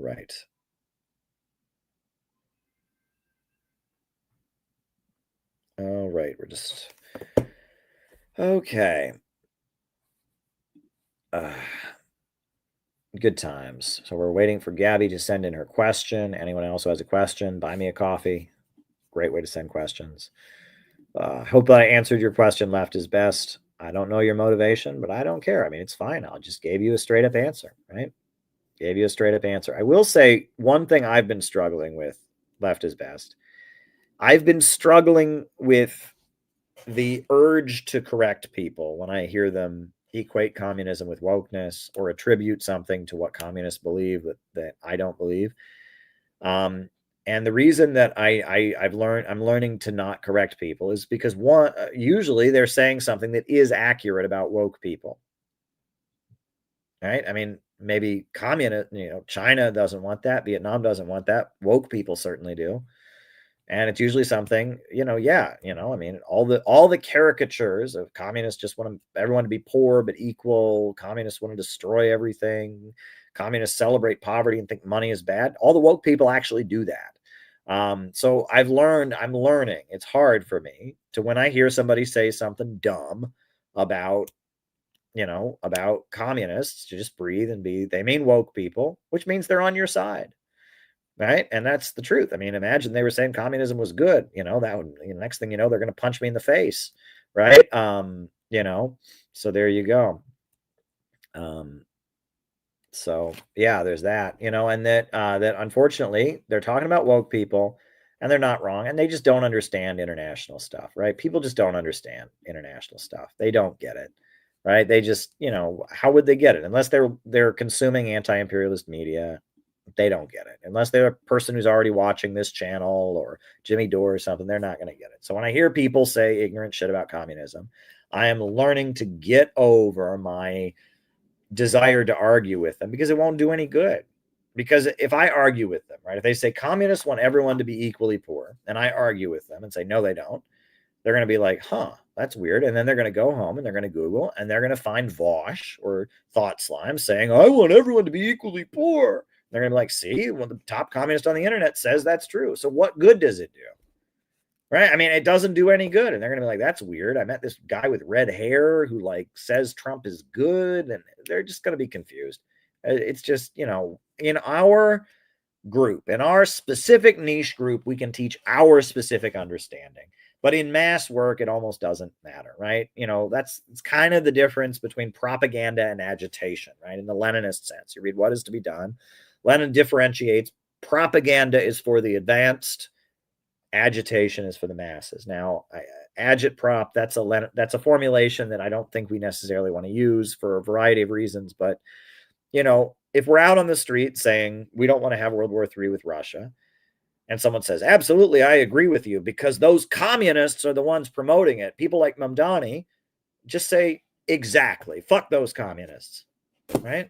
I'm at the point where it just, because if I say to them, well, actually, the communists in Russia are the biggest supporters of Putin and the Ukraine, they're going to be confused.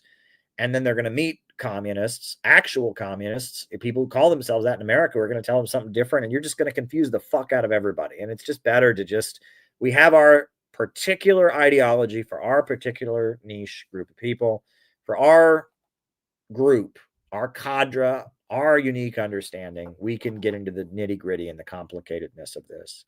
But for in mass campaigns and outreach, when we're out there trying to save Uhuru movement, when we're out there, we just can't, when we're doing mass work, it's not even worth it. It's just not even worth it. It used to be, not anymore. Not anymore. All right. Gabby's question is here. She says, Gabby is asking, will you be celebrating Thanksgiving? If so, do you see your family or your wife's family or both families? What are your thoughts on Native Americans that say Thanksgiving shouldn't be celebrated? Isn't that part of the land back people? I understand it was a massacre with Native people, but I celebrate because I want to be with my family. Well, Gabby, when I was in the Workers' World Party, every year we went on a bus to Plymouth for the Day of Mourning, which was an indigenous rally against Native Americans, or I'm sorry, an indigenous rally against Thanksgiving. I'm sorry, not against Native Americans. That would be stupid. We did the Day of Mourning in Plymouth, Massachusetts every year. It was part of the party culture, was that we got on a bus, we went to Plymouth to protest Thanksgiving every year. And that's important. The indigenous people acknowledging what they went through, et cetera. I mean, they have the right to do it. I would never tell an indigenous person or a leftist who wanted to participate in that not to do it. I will say one thing. Okay. I'm just throwing this out there. Okay. And, I apologize if this is offensive to anybody, but, every year the Workers' World Party, they had the Day of Mourning in Plymouth. They got on a bus, they went to Plymouth, Massachusetts, and then there would be this big protest where they would march through the streets of Plymouth, chanting against genocide or whatever. And then after that, we would go to a building in Plymouth, and there would be a big feast. And then we would have a big feast for all the people who came from out of town to celebrate and observe the Day of Mourning. And in this big hall, we would eat a big feast, and we didn't eat turkey. Maybe, I don't know. There was no specified foods, but it's like, okay, so we just had this whole protest. There's nothing to celebrate in Thanksgiving. And then after it's all over, even though there's nothing to celebrate in Thanksgiving, right? So even though there's nothing to celebrate, we all go to a certain part of the country on a certain day, and we have a big gathering. And then at this big gathering, we have a large feast, but we do it because we're against Thanksgiving. It's like, if you really maintain that Thanksgiving is an abomination, shouldn't you starve yourself and fast all day to mourn or something? I don't know. Shouldn't we not only should we not eat, we should whip ourselves and I don't know. It's kind of observing Thanksgiving. It's just kind of observing it in a woke way, right? You're observing Thanksgiving. You're getting together with a whole bunch of people that are your political family. You're gathering, you're marching through the streets, and then you're having a great big feast, but it's not Thanksgiving, it's anti-Thanksgiving. Okay, whatever. I would never, if people want to do that, I have no objection, and I understand, right? And there's a Palestinian guy in my neighborhood, and he does not observe Thanksgiving for the same reason. He says, look, the Zionists took my land, and just like the settlers took the land from the indigenous people, I don't observe it. I respect that. Okay. But at the same time, I've gotten to the point that I don't think, I feel like one can celebrate Thanksgiving without celebrating genocide. you can acknowledge that, that killing the Native Americans was awful, but having a day, a harvest feast where we thank God for the great things that he's done and for all that, or we are thankful, maybe not even to God, but to whatever, we're thankful to the universe or whatever you want to be thankful to, I mean, I don't think that's inherently wrong, right? And that we can be thankful for good things and not bad things, right? Obviously, if you're having Thanksgiving and you're thankful for killing Native Americans, that's pretty reprehensible. And look, I'll just be honest. I went to school in a little small town. I grew up in a really, really tiny town in Ohio. And the way we were taught about Thanksgiving in the early 90s, I think I went to kindergarten in like 1992 or something like that, 93, 94, maybe. I think it was 92. And, the way we did a Thanksgiving play every year that was fucked up, right? I mean, we were taught about Christopher Columbus. I remember our teacher read us a storybook about Columbus. And looking back on that, I'm like, damn. The story was that Christopher Columbus went to the Americas and the people liked him so much and the Native Americans loved him so much. They gave him a belt made out of gold and they danced with him on the ship and all that. And that's not what happened. Christopher Columbus went to, the Americas and tortured and kidnapped and raped and did a lot of awful stuff, right? But we were given this children's storybook about Christopher Columbus. It was pretty fucked up, right? And the way we did the Thanksgiving play at our school was also pretty fucked up. It was, we were taught that the Native Americans and we were given a story that the white people and the Native Americans at first, they didn't get along, but then they had a big feast together and they got along and they were happily lived ever after. Well, that's fucked up. That's not what happened. The story of Thanksgiving that we're taught that I was taught, right? I'm old enough. I'm not a boomer, right? But I'm a millennial. And in my early 90s elementary school, I learned a really fucked up racist lie that the white people and the Native Americans got along. They were going to fight, but then they had a big feast together and they stopped fighting and it was so beautiful. And they made a Disney movie about that. Did you see Pocahontas? That's what happens at Pocahontas. The Native Americans and the white people are going to fight, but then Pocahontas sings paint with all the colors of the wind. And then they have a big feast and everything's okay. And that's fucked up too. That's not what happened, obviously. Right. We can, I think that stuff like the Day of Mourning and stuff like completely rejecting Native American, it's like a necessary correction, right? It's like things were so bad before. Okay. And that's where it gets all complicated. Pre-woke. All right. I grew up in pre-woke America. All right. Where, never mind. I had a very traditional upbringing, right? My elementary school literally shut down every Tuesday and we walked across the street to the Mennonite church to get religious education, right? Which is completely illegal.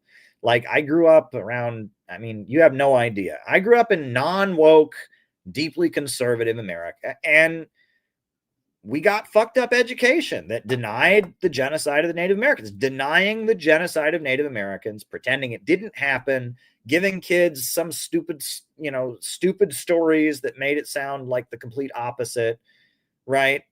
That was part of what we taught kids before it woke, and that was fucked up. And it erased the real suffering of the indigenous people. It erased their real suffering and their real what they'd been through. And it led, it was part of the neocon thing. That's why people believed, that the USA was invading Iraq just to help the poor Iraqis and shit, is because they got this kind of brainwashing that pre-woke America had a lot of, right? That America never did anything wrong, that we were just the country that went around fighting for freedom and all of that. And so it's like, woke can in a way be a necessary correction. The problem with woke is it's not Marxism. It doesn't teach the economics of any of this. It's just a story of good people and bad people. And it used to be, it's the same as what we had before. We had a good people and bad people story where America and white America were the good people and anyone they were fighting were the bad people. Now we have a new good people and bad people story where white America are the bad people and that's why they're bad, and that's why Trump is bad, and all the oppressed people around the world are good because they're oppressed, and that makes them good. And that's not materialist. That's not economics, right? And that if we understand economics, primitive accumulation. Why did the U.S., why was it founded on the genocide of Native people? It's part of the primitive accumulation, right? And the primitive accumulation of capital. It led to the foundation of the industrial society, which eventually led to imperialism. Like, there's actual scientific analysis of this. Woke is not that. Woke is a good people and bad people story. And really what woke is that, I mean, this probably sounds, there's someone who could take this out of context and call me an awful racist. I'm not, because, I mean, I'm just acknowledging the reality. The neocon narrative, the standard narrative of good people and bad people, pre-woke, was for a majority white America, right? If the majority of people in America are white, you can spoon feed the population a narrative where the white people were all good, and you can gloss over what happened to the black people because they're not the majority. America is pretty much going to be, in a matter of time, not a majority white country. So a narrative of white people were right and let's ignore what happened to the brown people, not going to work. So now they have a new narrative where the white people were all wrong. And, and that new narrative, it's more accurate in terms of what actually happened in history because, white people were in the imperialist homelands, colonialism and all that. So the new narrative is more correct, but it's still a narrative of good people and bad people. It's not a narrative of what actually drives history, economics, understanding this, right? That's the point, is that you're not going to understand history if you just understand good people versus bad people. You're not going to understand history. You don't get smarter. You don't develop the tools with which to build a better world if you have a narrative of good people and bad people. You just don't. Okay. And, if you have a good narrative that acknowledges the horrendous crimes against Native people or acknowledges racism and Jim Crow, maybe that's better, but it's still not going to help you understand, right? If your narrative is there's good people who are woke and there's bad people who are not woke, or if your narrative is there's good America and other people don't matter, neither narrative is going to help you dismantle imperialism, right?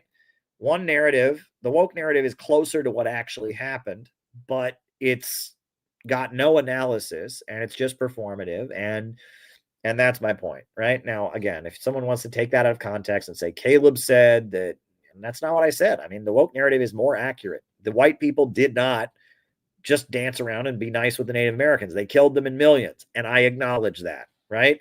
And no, the horrors of lynching and Jim Crow and all that, that's a reality that does need to be acknowledged. So it's like woke is like a necessary correction in a lot of ways, but it's still a problem. It's still a problem. And it's not the answer. And that, so anyway, I think I've made my point. Hope that's helpful, Gabby. What do I do for Thanksgiving? That was part of your question. I celebrate it with my wife. Sometimes we do stuff with my wife's family. There's been times where my relatives, my parents have been in town for Thanksgiving. I usually get together with my own family like once or twice a year, usually twice a year, but not on Thanksgiving. Sometimes we'll do stuff with my wife's family. Other times it's just my wife and I. So there we go. That's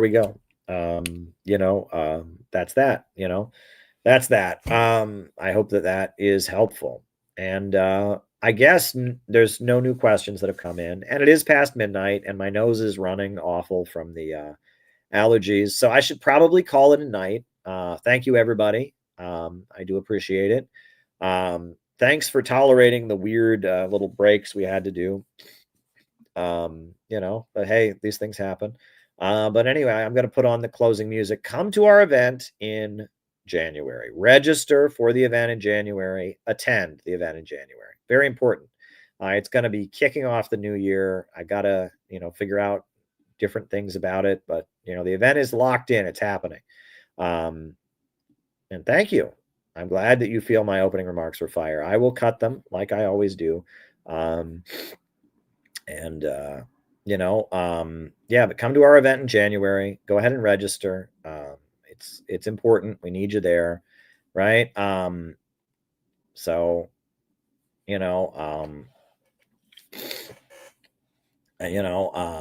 We need you at our event in January.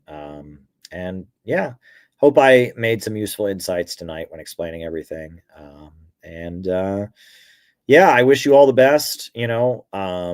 Take to heart what I said tonight about how a lot of us in our community are hurting, right? That there's a lot of pain in dissident circles. We need to acknowledge that, and we need to validate, and we need to be there for the people in our circles. That's really, really important. We can't remember that enough. And if you're in pain, you're not the only one, right? Number one, if you're in pain, you're not the only one. But number two, if we seek validation in a way that doesn't acknowledge other people's deep need for validation, it's going to be messed up. So that's another thing to keep in mind. So hope that my remarks tonight were insightful. Thank you all for everything. I'll be back probably tomorrow night, if not tomorrow night, the next night. So dare to struggle, dare to win. New upsurge in the struggle against U.S. imperialism is now emerging throughout the world. Ever since World War II, U.S. imperialism and its followers have been continuously launching wars of aggression. But the people of various countries